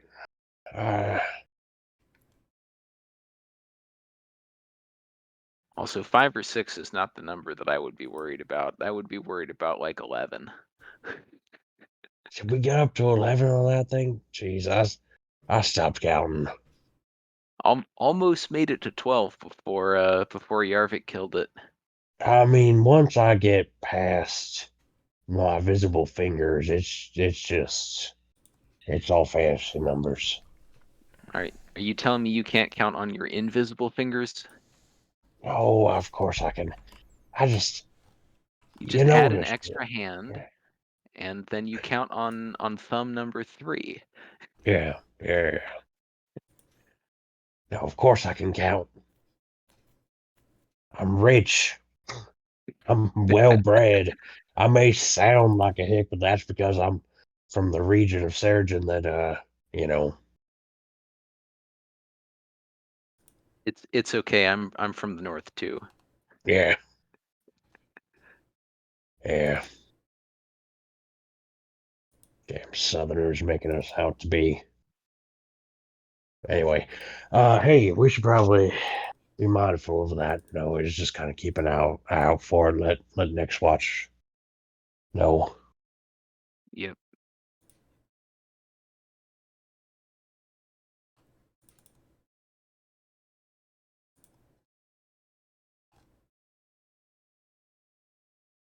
Well, with that, assuming nothing else happens on our watch, go prod second watch awake.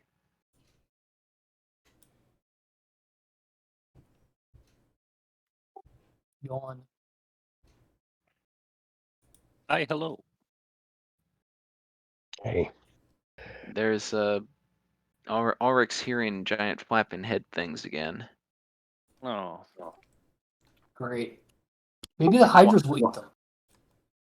yeah, Maybe the Hydras are them. that's my worry. I'm just gonna pretend I didn't hear that.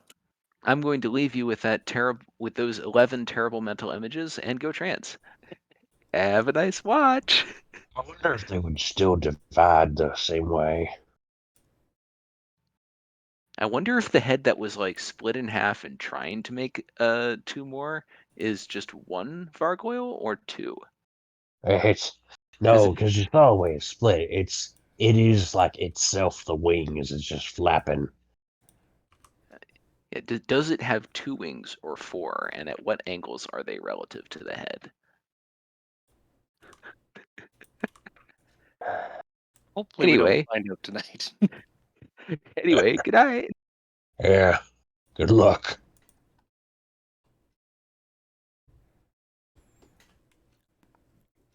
So, Yarvik, what do you suppose we're gonna do if a bunch of those flying heads come over here? Shout loudly and shoot at them. I don't really know if you want to punch them. Quite frankly, I don't think that's the best course of action. They look kind of gross. I could headbutt them. Face them Could head you on. get head on? Can you put something in a headlock if it doesn't have a neck? I could always try to grapple. Good thought.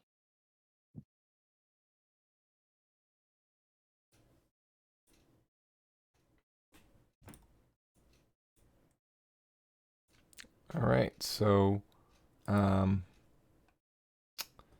see Belzian has made a perception. Is Yarvik?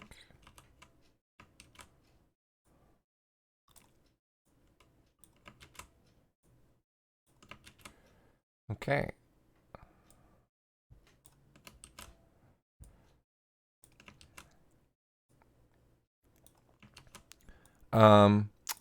Yarvik, you don't have dark vision, correct? Correct. I did not use dark vision tonight. I'm relying on Belzian, you also do not have dark vision, correct? Belzian has dark vision. Oh, you do. Okay, that's right. You're half elf, so yeah.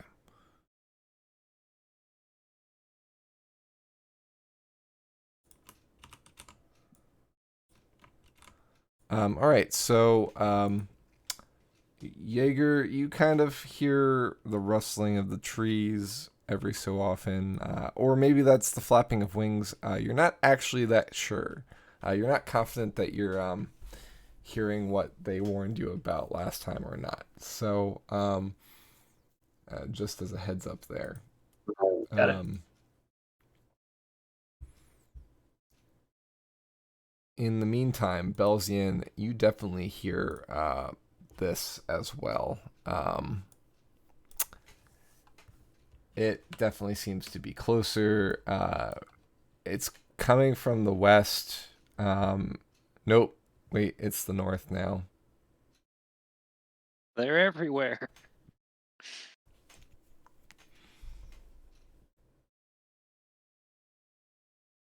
Like I can hear the flapping of floating heads.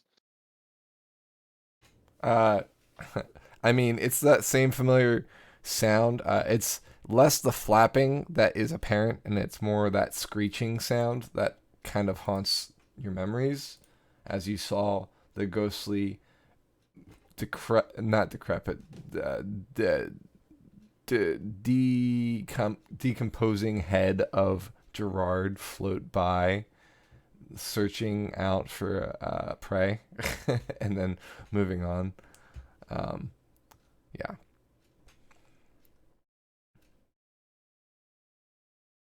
Methinks we should be quiet. Belzian will whisper this. And Yarvik's just going to whisper back, let me know if I need to use dark vision. He's just going to kind of concentrate on what he hears. I don't think I can. I'll be right back. I just heard a crash downstairs. Oh no! Be careful. One of the cats, I believe Oscar, knocked things over. Luckily, nothing broke. So that's No fine. worries. I Okay. hope they didn't break anything. No, nothing broke. Everything's okay. But it was not a great sound. I was like, crash! Scatter, scatter, scatter, scatter. So. Okay. So. Where were we? What was being said? We were being freaked out about flying heads. Got it. So yes, the shrieks are up to the north.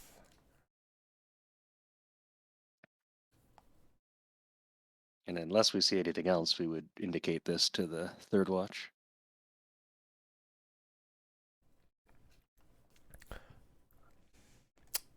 Are you doing anything to hide? I think it would be wise to perform the watch from a tree. Well, Yarvik's already there, right? Yeah, I'm already kind of up in a tree, so. But even so, just being in a tree is not consistent of hiding. Hiding is an active stealth check. Sure. Stealth it is. Can I hide as well?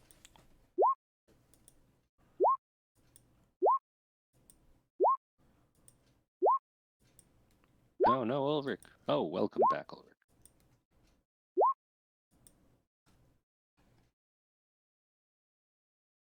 Okay. So you both get in the tree, but you're kind of out there on the tree, like you're making a lot of noise from up there. It seems like the tree's like, shaking and whatnot. I'll just put it this way, Roger, you are not. I'm trancing. Right. No, I'm saying they are not you in terms of their stealthing. Ah, well, there's that too. Yes. Although they're both pretty close. +7 and +8 are not that far off of my my +11. That's fair, but I mean, you just have a reputation for good stealth checks, and they got an 11 and an 8. Belzian's hiding in plain sight. Oh, but If it worked for Shadow, it works for you. but his right? robe is brown. Maybe the tree is also brown. Camouflage.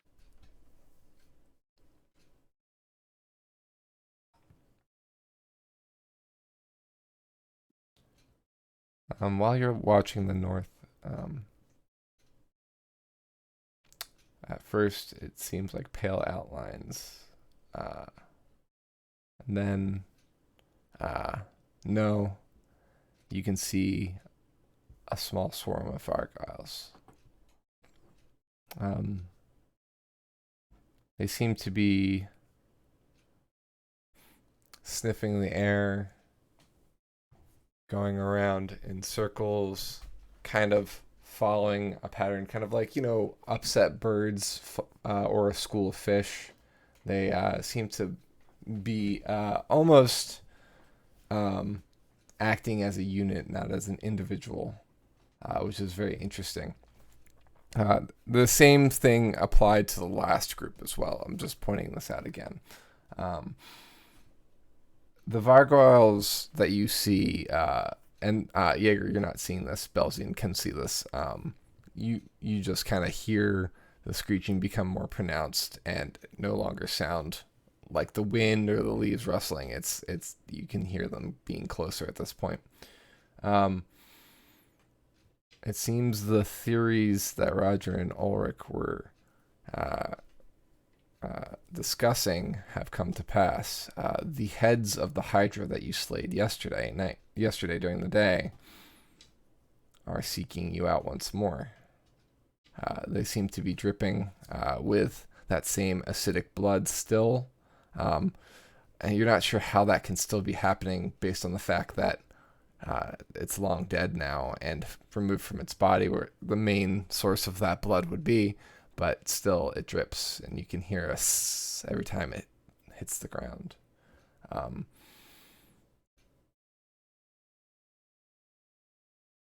Three of the heads stop and hover in place, and the rest of the group follows suit. And they seem to be looking right at you and Jaeger and begin moving forward as a unit toward the group.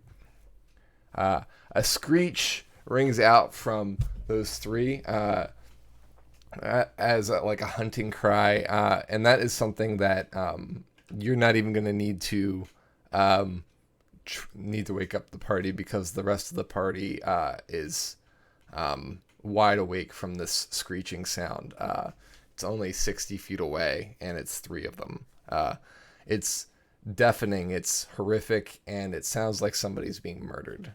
But it also sounds like the roar of an animal at the same time. All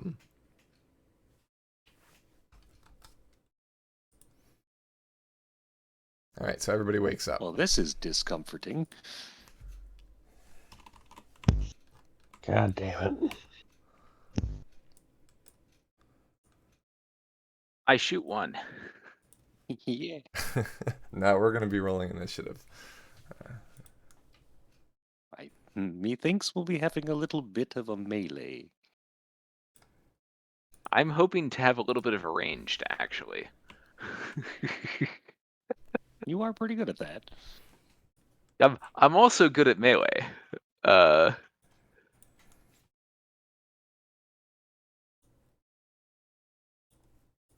Let's see. Let's make sure I have that measurement right. All right. I'm going to say they're coming from the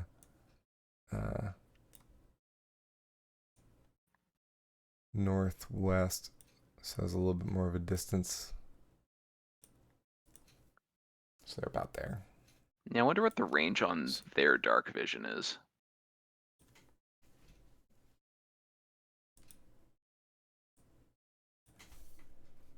Gonna move them slightly closer. There. All right. Go ahead and roll initiative. I'll start the combat. 23.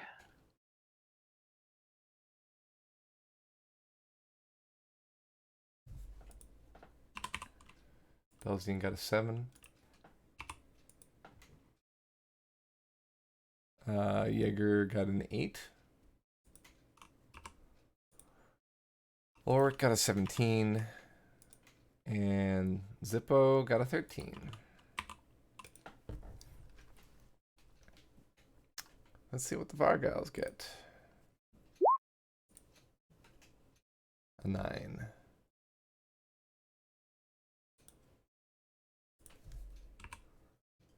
All right. Roger, you are first. Zippo, you have not had a full 8 hours, so your psychotic lances spell slots are not back yet. So I can only see the closest one, I believe. Yeah, the closest one is the only one I can see. So that also means that lay on hands is we haven't reset long rest yet, basically. Well, I'm gonna shoot the closest one. Because it has not acted in combat yet. I have advantage. Correct. Yeah, you wake up toward the direction of them and you see them in the distance. One heading in the pack, and it's the one that one of the 3 that noticed you. I would actually say that the 3 that noticed you were all within range, so you have 3 targets. I still can only shoot at one of them. That's fine. I'm just making sure. Does a 16 hit?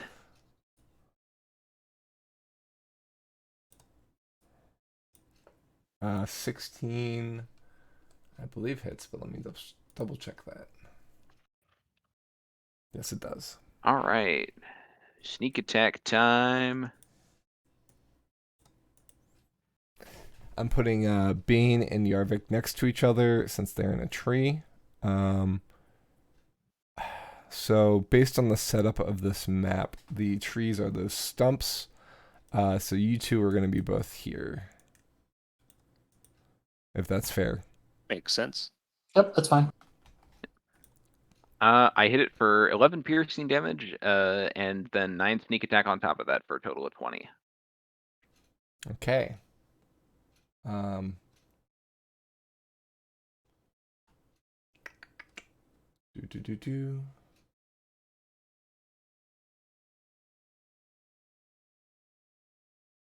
Can we have something to distinguish them on the battle mat, just so like we know which ones have been shot and which ones haven't? Yep, I will be doing so. Okay. All right, so you're doing this one, right? Yeah. He's down. Okay, I'm going to move. I can move into the foliage here. I could probably get behind that unless that's a. I'm not actually sure what that is. That's a ridge. I'm gonna So this kind of has an incline a I'm bit. gonna get behind this tree. Okay. And attempt to hide with my bonus action. Okay. 18 for stealth, and that's my turn. Ulrich. Ulrich is going to go up 30 feet.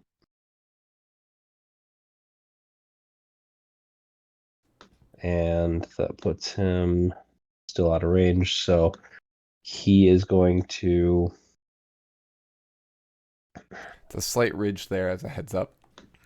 It's toward the end of that ridge. Oh, so yep. It's not going to be too hard, but just as a heads up. Okay. Good. But he's going to cast Spiritual Weapon using his final second level spell slot. 8 force damage at this guy. Signifying him blue because he got force damage. Cool. And then he is just going to take the dodge action with his axe in his hand. Okay.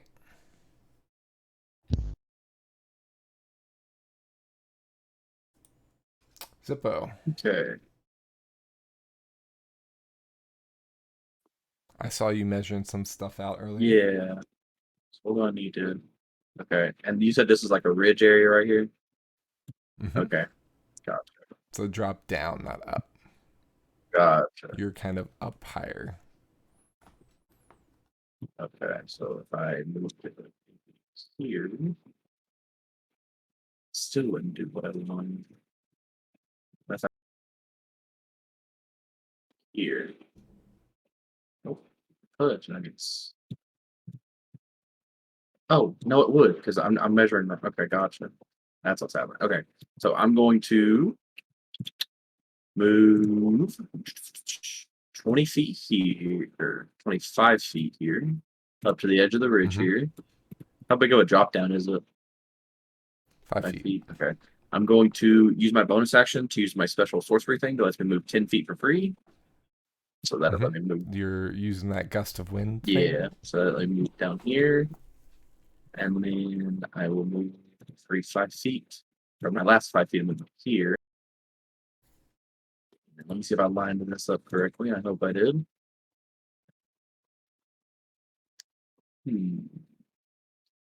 Okay.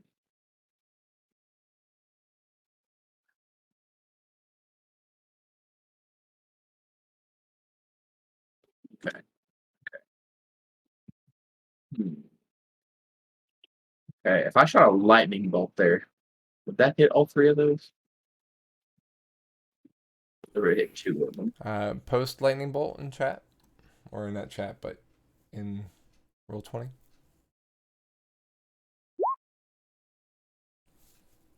Stroke of a line, 100 feet wide, 100 feet long and 5 feet wide, blasts out from you. Each creature in the line must make a dexterity. Yes, that would. All right, yeah, I'm gonna cast that then. Okay. Targeting 3, that's a dexterity saving throw. All right. And this is lightning, Yep. correct?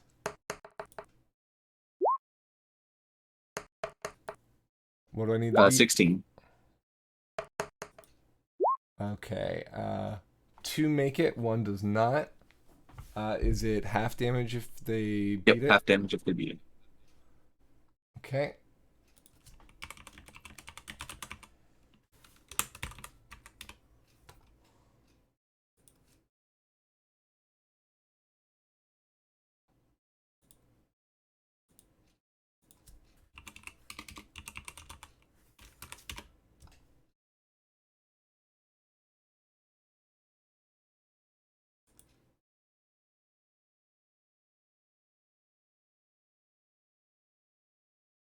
Okay, so if it's half damage and I have resistance, that means I take no damage or half of the resistance Half of damage. that. Yeah, Half you're the down half? a quarter. Yeah. Okay. So I will say that you see that the lightning seems to not affect the one that you do hit as much, nor does it affect the ones that you hit for less damage. So you rolled 33, so half of 33 for the 2 would be 16. 16, and then half of that would be 8. Aye. And then the other one would be 16. Okay, so you targeted this one. He's going to be lightning, and then the one that took full damage, or you know what I mean, half damage, that gets the full 16. It's going to actually get, was it this one or this Is one? this one? Is the one? Okay. Thank you. We'll get a pink one. Okay. So that's 8, and 16. Okay.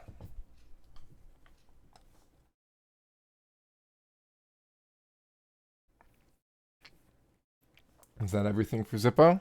Yep. Okay. Vargile 1 is dead.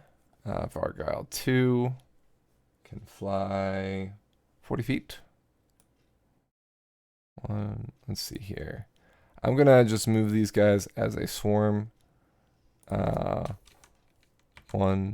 2, 3, 4, 5,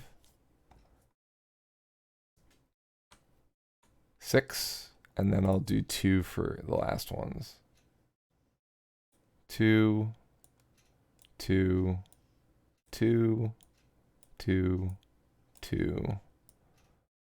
2, 2,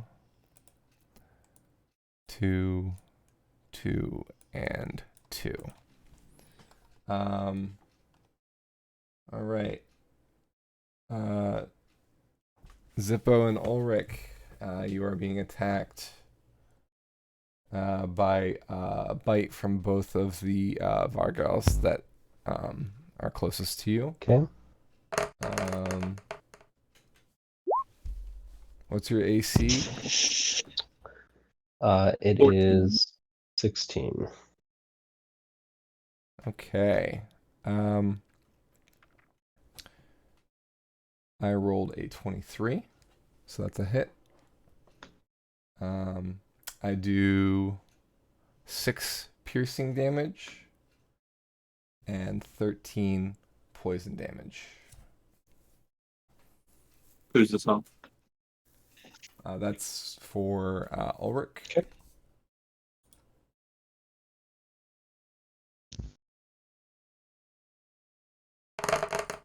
Zippo, you said you were 16? 14. 14, okay. I hit you for 3 piercing and 13 poison.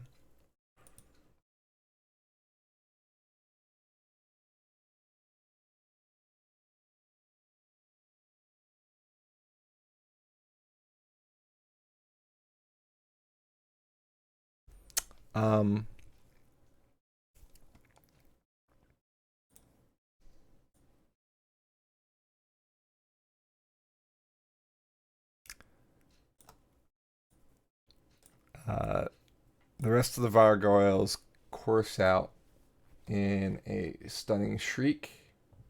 Well, this one does. Oop, sorry. This one does a stunning shriek. It can only, at the moment, reach, I believe, Ulrich, and Zippo just is outside of it. So, Ulrich, I need you to make a wisdom saving throw. Okay. Well, that's an 11. Do you have a inspiration? I do not. Okay. Does anybody have an inspiration they'd like to give him? Yep, I can do that. Okay, thanks. 14. All right. You make that save. I've had that inspiration for months now, and I haven't done anything with it.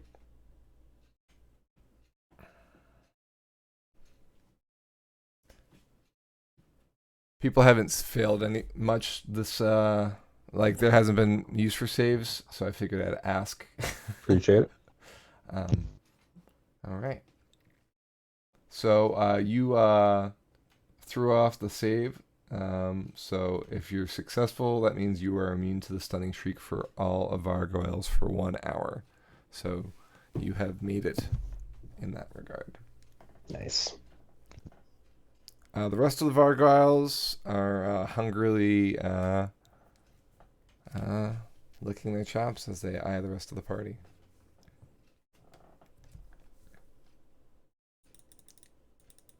Next up is Yarvik.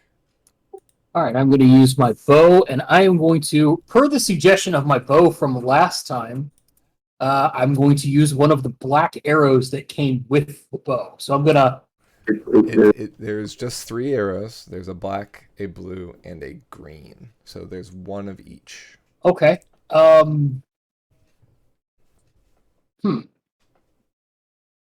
Let's try the black arrow.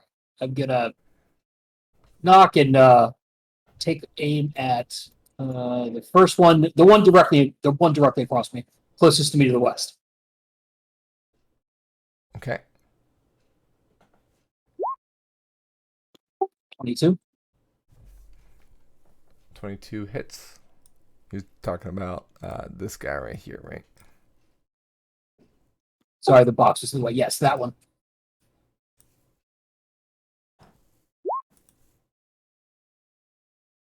Are there any special effects when I shot that arrow? So when it hits, you deal an extra 1d6 of force.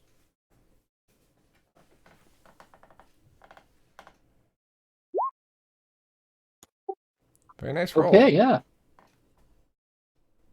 All right. The arrow thunders into the Vargile and makes a booming sound. Or not a booming sound. It kind of impacts harder than you thought you could shoot. You feel like that arrow could have gone farther than how far you shot it. And you hear a different voice say, "Wee!" I've also as it flies into the Vargoyle. nice. I'm going to note that location because I'm going to try to get that arrow back. Okay. Oh, one more. Regular arrow this time.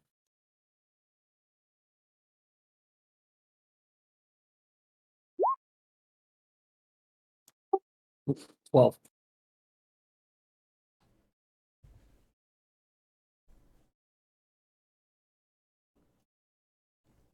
Okay.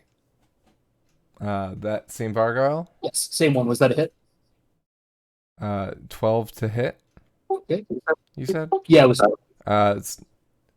Let's see. That is a hit. Yes.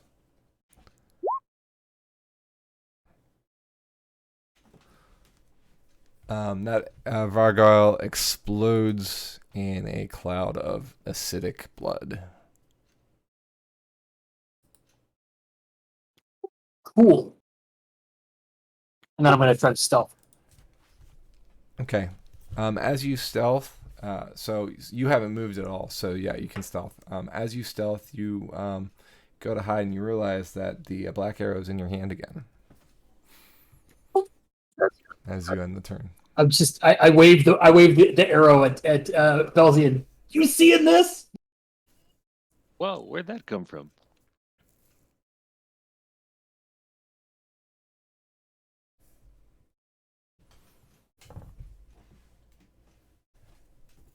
Belzian, Uh, you're up in a I'm tree. in a What tree. do you do? I would like to get out of the tree. Okay. Um, is there much resistance jumping out of a tree? Like, how much movement do you think that would take? Dropping is, you'll drop at terminal velocity if you get high enough. So like, it just depends on how like high you wish to fall from, right? If you're making an athletics check, you can use your climb down as part of your move. It'll be double your move per amount you climb. If you just fall, you'll take damage after 10 feet. How high in this Unless tree you am I? make a dexterity or athletics. How high in this tree am I? You're probably about 10 feet up, maybe a little bit more. Okay.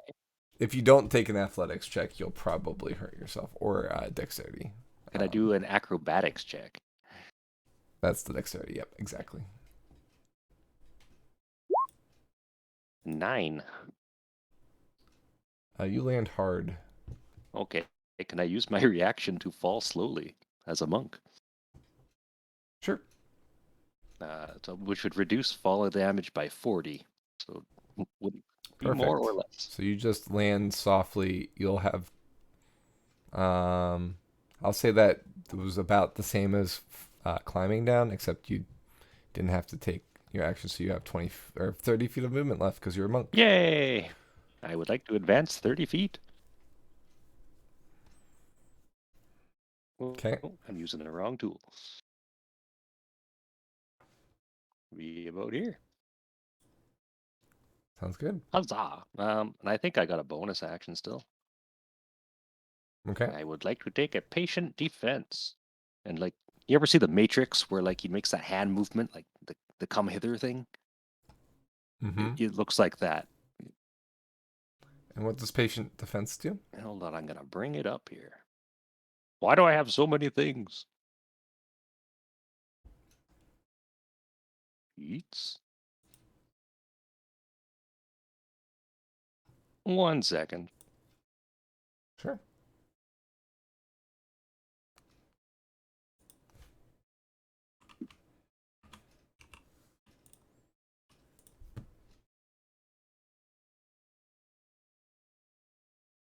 It's basically the dodge action.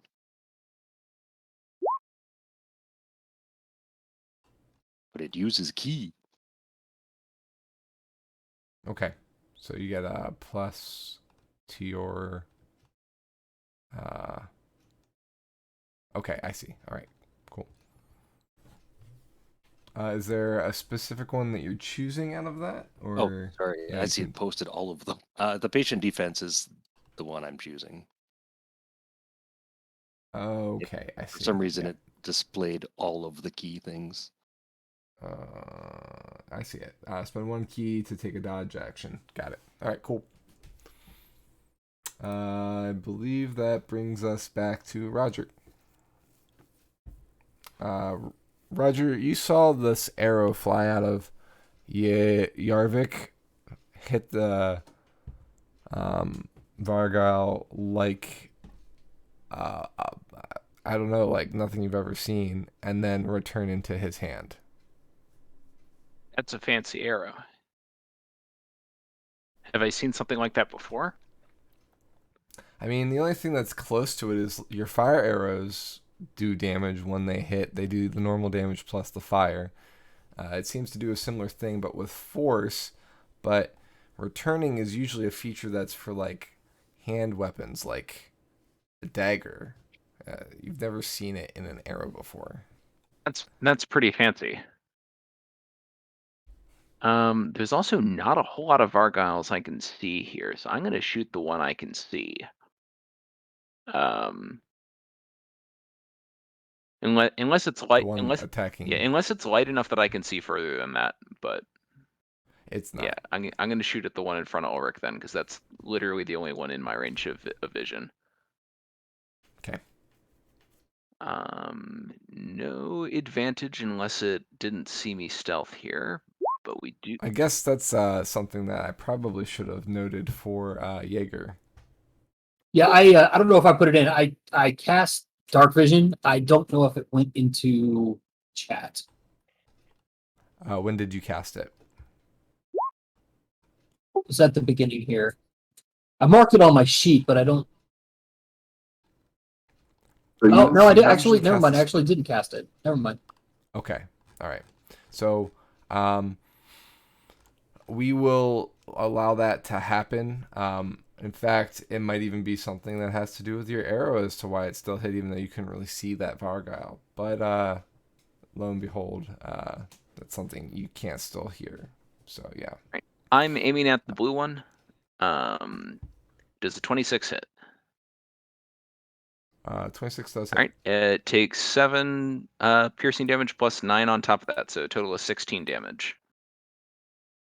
And that's the blue one. It's one that was already damaged. Yep. That one is dead. Sweet. And I'm going to take. Yep. I'm gonna take my bonus action and stealth. Ulrich, you know what I'm gonna say here, right? Oop, that's the wrong dice. My bad. Alright, 6 damage to Ulrich as he's splashed with acid from the Vargile as it dies.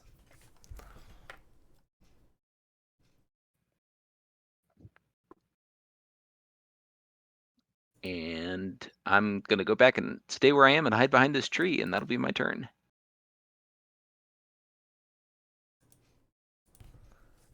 Alright.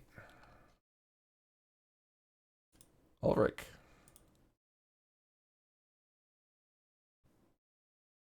Ulrich, you're muted if you're talking.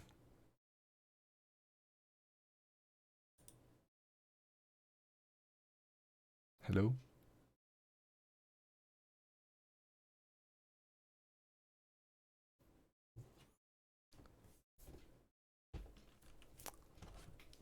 Hopefully he's still here.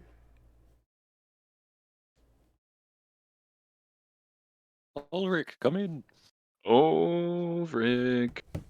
You may have to Hey, Shade. disconnect and reconnect. Is he chatting in OOC?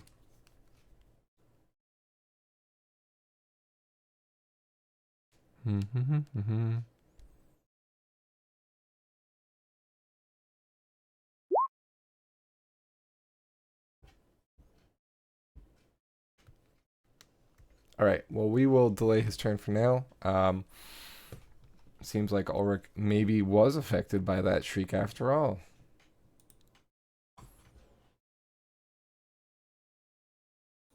Alright, Zippo. Alright. I'm going to use my special thing that lets me move 10 feet. And scooch the Goochie back. And I'm going to move back another 15 feet. So, you disengage? Whenever I use that thing, I can be hit with the attack of opportunities. Okay. And I have dark vision Nice. up to 60 feet, so I can see these ones. Okay, I know that didn't do a lot. I'm going to actually cast Chromatic Orb at the first one that was up on me. At second level.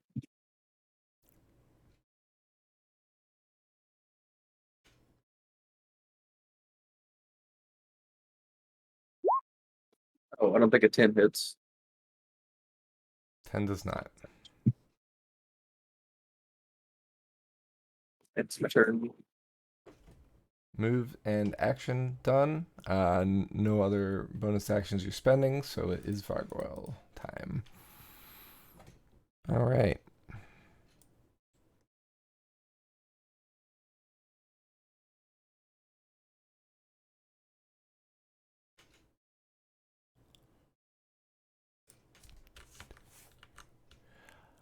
Before I do Vargoyles, I'm actually going to move for Ulrich just to make sure that, you know, we're acting with him. I'm not sure what happened. We will find out.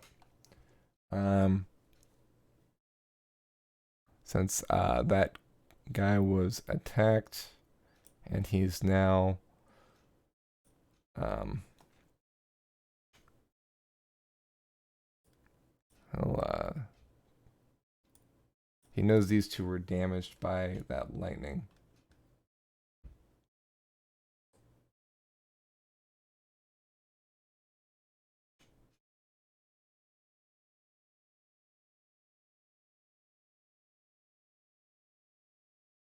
Did he activate a spiritual weapon this combat again? I think he said Yes. he was using his last Yeah. second level. All right, let me get that back out. I gotta go to another page to get that. I'll start off with his bonus action just to make sure I get that taken care of. Copy. All right. We're here. All right. Make that the token layer. I'm not exactly sure where he put it at this point.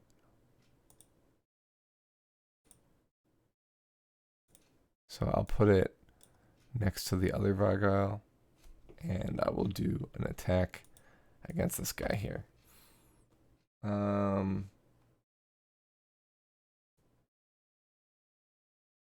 Spiritual weapon attack. Crits. Of course, when I roll it, it crits. So let's roll damage twice.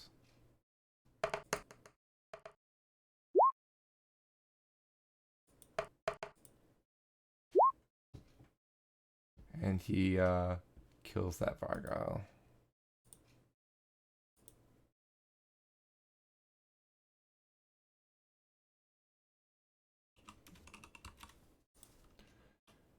Okay. The Vargile right below that, he also attacks using his mace because he's got his shield out. Hits. And does 8 damage. He has a second attack. Hits. Oops, I rolled the wrong one. Let's roll the right one. It still hits even if it was the mace.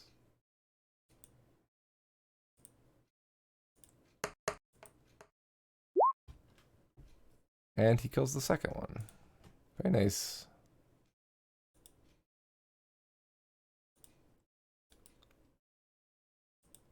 Okay.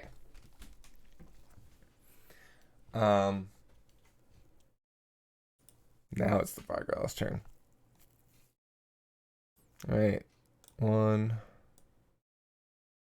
2.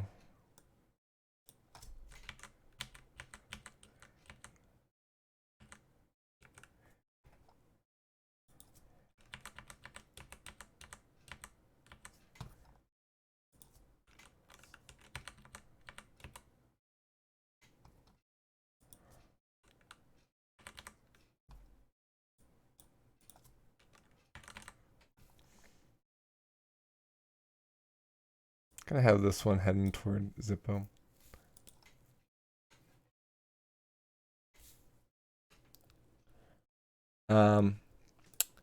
Zippo, I need you to make a wisdom save, please.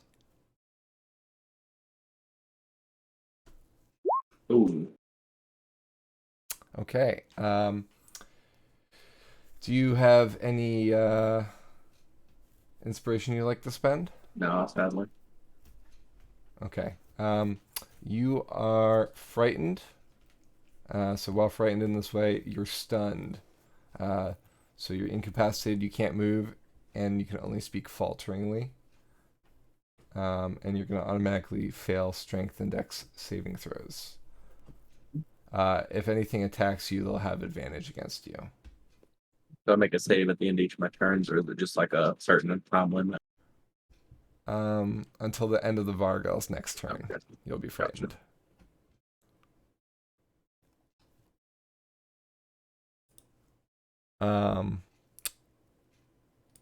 This Vargal is going to...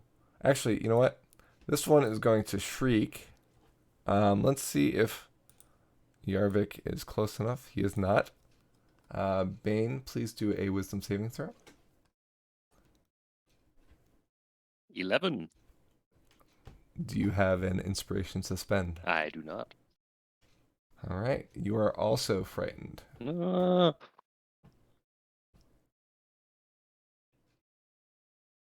I feel frightened. Look, it's only fair, I carried the weight in the Hydra fight. You guys are gonna carry the weight this time. You are incapacitated the same way. Is it incapacitated or frightened? Frightened, so you can't move toward it, but you're also stunned because of this type of frightening. So a stunned creature is incapacitated, can't move, and can speak only falteringly. Okay. So You fail strength and dex saving throws, so it's a good thing you didn't follow that tree. And attack rolls against the creature have advantage. So things that attack you will have advantage. Speaking of which, I got one right next to you that's going to attack. Ah.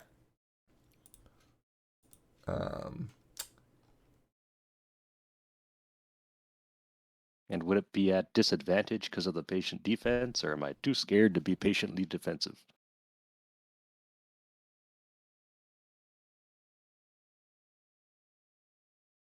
I think at that point the defense stays, but it's not gonna matter. He's going to ask you to make a charisma saving throw, DC 12, please. Okay, you beat that.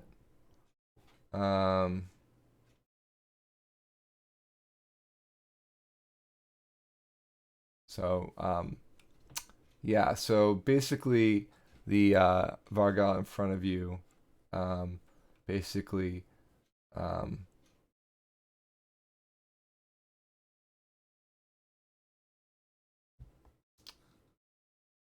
opened its mouth wide, and a light glowed inside of it, and you saw a fiery abyss inside of its mouth, and it kind of, for a moment, you started being affected by it, and then you kind of shook it off, and you had a very unsettling feeling from it. Whoa.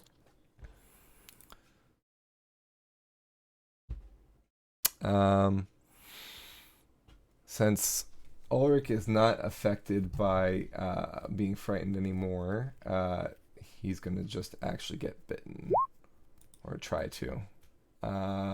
With his defense, they both fail. All right, so that brings us to, I think, it would be normally, yeah, okay, so it's Yarvik at this point. Okay. Well, seeing what the black arrow did, I'm going to put that back in the quiver. I'm going to pull out the red arrow. And I'm going to aim at the one south and west of Belzian, in the middle of that group of three. There's a green and a blue. There's no Sorry, red. green. So we'll take the green one next. Okay. That's a 13. It hits. Oh, sorry, that didn't register for me. I don't know. This interface is a little weird. It didn't register for me. So you rolled a 3 for your first d20. You didn't see that at 1043. You only saw the one, the 18. Yeah. So the first one, I guess. So would you say the first one missed? No, it still hits because 3 plus 10 is 13. Got it. Yeah, they're easy to hit. Oh, what? Roll an extra 1d6, please. Okay. You deal 13 damage to... Which one are you targeting, by the way? Also, actually, before we do that, How are you seeing these guys? Oh yeah. So wait, now they glow, right? No. Oh, I thought they glowed. I guess so. One's mouth was glowing slightly, but it was only Belzian could see it because he was the one being affected by it. I guess cast dark vision. Okay. All right. So that would be your action. So that attack would actually not happen. So. Okay. But you can move if you'd like. Nope. Just gonna cast that. Does that affect my stealth? No. Okay, that's it. Okay. And that'll last for the next 8 hours. Outer range of 60 feet, so you now can see anything that's within 60 feet of you. So you can just barely see Ulrich, but you can't see what's attacking him. You can see these 4. All right, Belzian, you are both frightened and stunned for this round. Oh, So we move on. I don't think there's anything you can do with that, right? I have stillness of mind, but it requires an action to use. Yeah, and you won't be able to do one of those. So yeah. Yeah, you can't do bonus actions or reactions or moves. So yeah, I think that takes care of everything. Okay. Roger. All right. Let's see. The gargoyles have moved slightly. I'm gonna shoot this one here, the one that's the closest to me. Is it aware of this one here? Yeah. Yeah, okay. Is that one aware of me? Did it see me after I hid? It doesn't. It seems to be moving your direction, but it hasn't seemed to lock into you yet. All right. Let's see. Does a 20 hit? 20 hits. All right.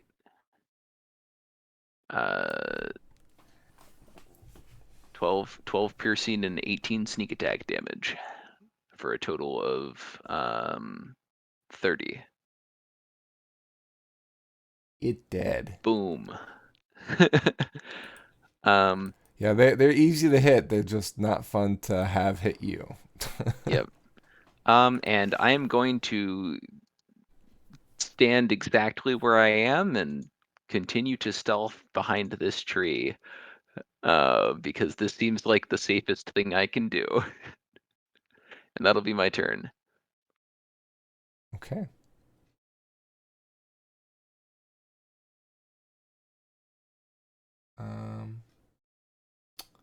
All right.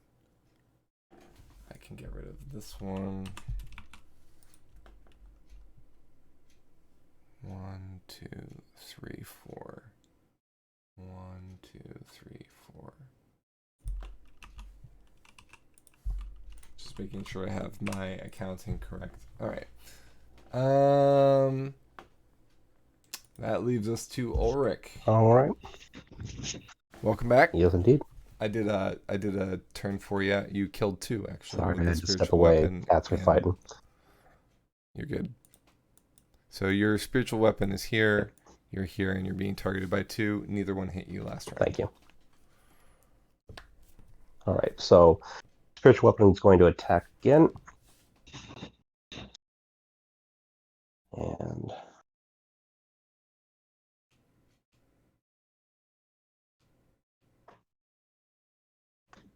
helps if I click.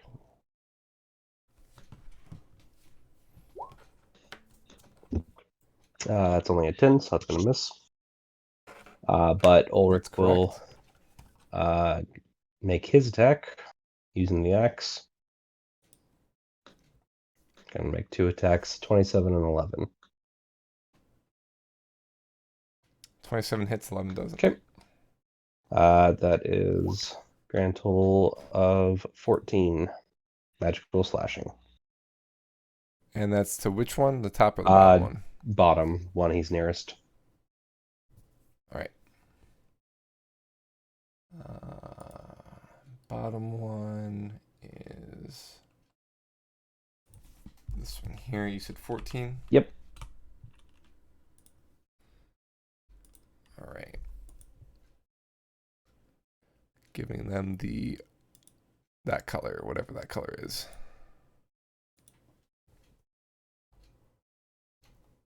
All right. All right. Zippo, you are incapacitated. Haha, suck it. I carried the whole Just Hydra give fight. me back what you gave me. I right? carried the whole Hydra fight. I accept it. Yeah. All right. So, purple is going to attack. We're back to the Vargals. Purple is going to attack Ulrich with a bite. Gets a 14. I assume that does not beat. No, it does not. Red is going to do likewise. Gets a 21. That'll do it. 7 piercing, 9 poison for a total of 16. All right. All right.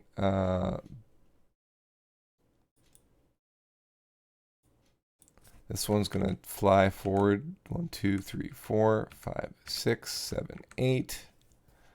Trying to figure out where these two are hiding. And he's going to do a screech. This is the one that hasn't screeched yet because the other one actually died.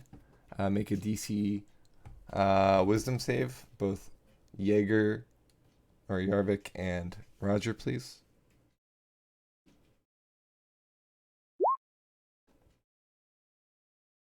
Okay. I'm gonna burn my inspiration and reroll that. Okay. I do have an advantage against being frightened. Okay. Roll again. Good call. Unfortunately, it doesn't make a difference. 15 on my reroll. Roger, you are unaffected by the shriek and are now immune to the shriek. Sweet. Yarvik, on the other hand, you are now frightened. So you are stunned and frightened for the next round until the next time the Vargals go. I'm sorry to do that to you after having lost your round because of dark vision last time. It just, the roll of the dice. You had a good chance for that advantage. It's a pretty low roll, but unfortunately people aren't making those rolls tonight. It happens. Yeah. We're going to go to Zippo. Zippo, you are going to attempt, it's going to attempt to curse you. Can you make a charisma?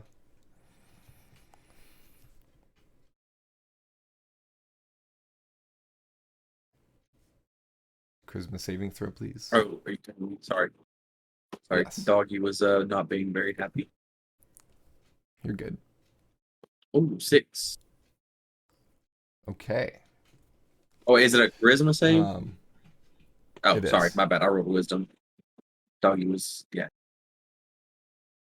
All Makes it a roll me 13. wisdom, or a charisma. A 13. Okay, you beat that. That's a very lucky beat. Interesting. I mean- That's actually the same roll too. Yeah, it is. Yeah. A 5. I rolled.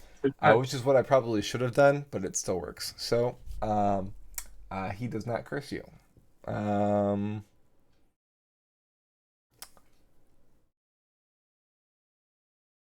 Bane, you're still incapacitated. Oh no. And nothing says I can't do this a second time. Roll another charisma, please. Where? 9. 9. All right. You are cursed. I knew it.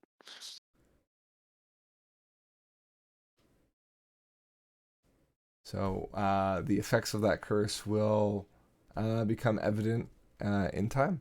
But otherwise, you feel pretty normal, except for that lingering feeling of that fire within you that you saw within its jaws. It does not feel good.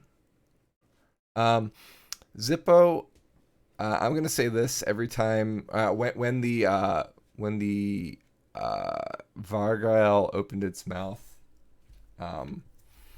you could hear a language that you recognized, a language that was taught to you by your former master, kind of echoing out of it.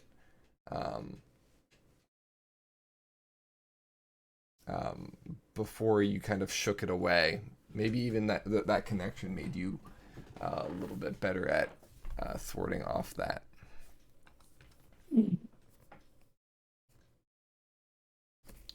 I have a plan. Infer with that what you will. I What was have a that? new plan. Okay. All right, so that's the Vargiles. Jaeger, you are currently scared. Belzian, you are now no longer frightened because the Vargiles ended their turn.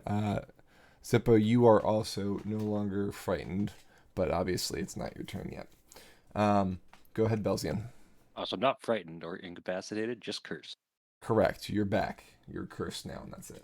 Yay! Just cursed. No problem, right? I'm gonna slap the crap out of this thing. Okay. First hits misses. It kind of bobs and weaves. This Hydra head that's with bat-like wings sticking out of its sides. The second one does hit with a 9. Oh, good. And it's still there. Yep, still there. This one doesn't seem to have been damaged yet. Time to get That's still a time to hit. get The furious. 7. Okay, the 7 damage does not kill it either. The 8 damage from the third attack does, though, and it crumples to the ground. You were like, enough's enough. No more. And I'll All right, Roger. Unless you have anything else, Belzian. no, thank you. Mm-hmm. You can move if you'd like. I don't want to move in the way of the arrows. I'm gonna step out from behind the tree here and shoot the Okay. one that's right in my face. All right. The one that tried to frighten Well, tried to frighten the person that could see at least. you. I just happened to be close Go enough. ahead. Does a 19 hit? 19 hits. Right. 9 piercing damage, and 11 sneak attack damage if I qualify for that. It's not aware of you. You get the sneak attack. Boom. 20 then. That one has not been hit before, and it still goes down. All right. Crumple. I'm gonna finish my move by going back behind the tree. Probably only to here because I think that square up there is ledge. And I'm gonna hide again. And that's my turn. Ulrich. All right. Same thing as usual.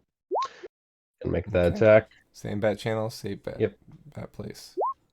So I have 28. Does that hit? 20 hit? Yes. Yep. And you obliterate it. Yep. And it's gone. But that is slashing damage, so you are also sprayed with that mist. 8. Yeah. What was the damage on that again? Let's find out. Yeah, rolls. 2d8. Yeah, 9. 9? Okay. Yep. The gift that keeps on giving. He will use his second attack. 16. That's a hit. Okay. That's 14 slashing damage. To the other one, which also dies. Great. But that is also slashing damage. Yes. Thank you.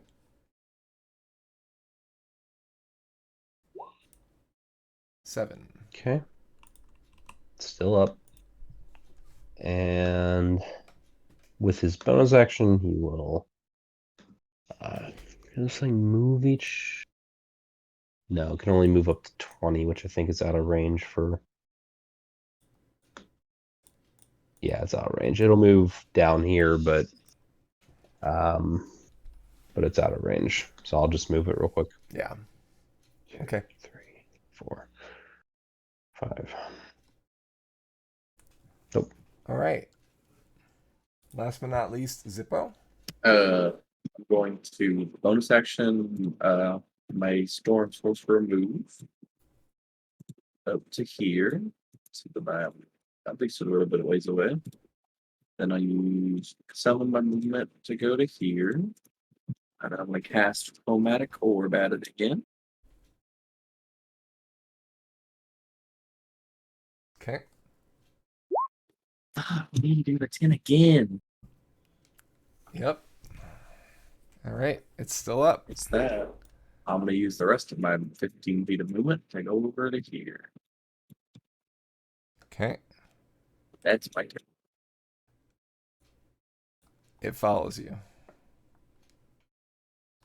It's going to do a bite. And it misses. Because you have a higher than a 7.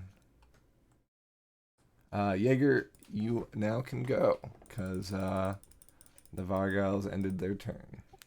And you are no longer frightened. Unfortunately, I am in a uniquely terrible position to actually shoot at the one that's left. And you are in a tree too, so yeah. I'm elevated, but yeah, that's not good. You are in a tree, so I would say you have height advantage. You can shoot it. It's hovering above Zippo to attack because it's a flying creature. Okay. So actually, you're in the unique advantage that this is not going to affect you. Zippo's short. Yeah, I'll take the shot. I will grab the green arrow to see what that does. So let's do that. Okay.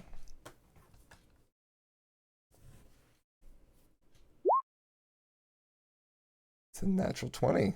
Okay, we'll take that. All right. When you roll damage with the 1d6 extra, roll an additional 2d6. Okay, so two damage and then 2d6 damage. Correct.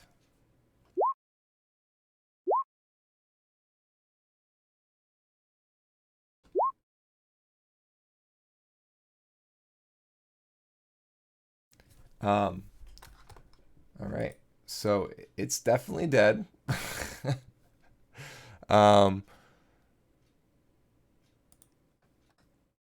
And Zippo is sprayed with 11 points of acid damage from that obliteration as the green arrow thunders into it, causing a booming sound. It explodes in a sound of thunder. And the green arrow returns to your hand. And another voice says, not bad. And that's where we're going to end session for tonight. Thanks everyone for joining us. We are back, and we had a lot of battle tonight, all surrounding that Hydra. Hydra came back with a vengeance. We'll see what happens next time to Belzian. Will he be able to shake that curse, or will it shake him? And we'll see you in 2 weeks, 7:30ish Eastern Standard Time. And we'll all be back at that point. That's going to be the November 8th, it looks like. Everybody good with the 8th? Yeah. As far as I know. All right. Then we'll see you then. Bye, everyone. Bye.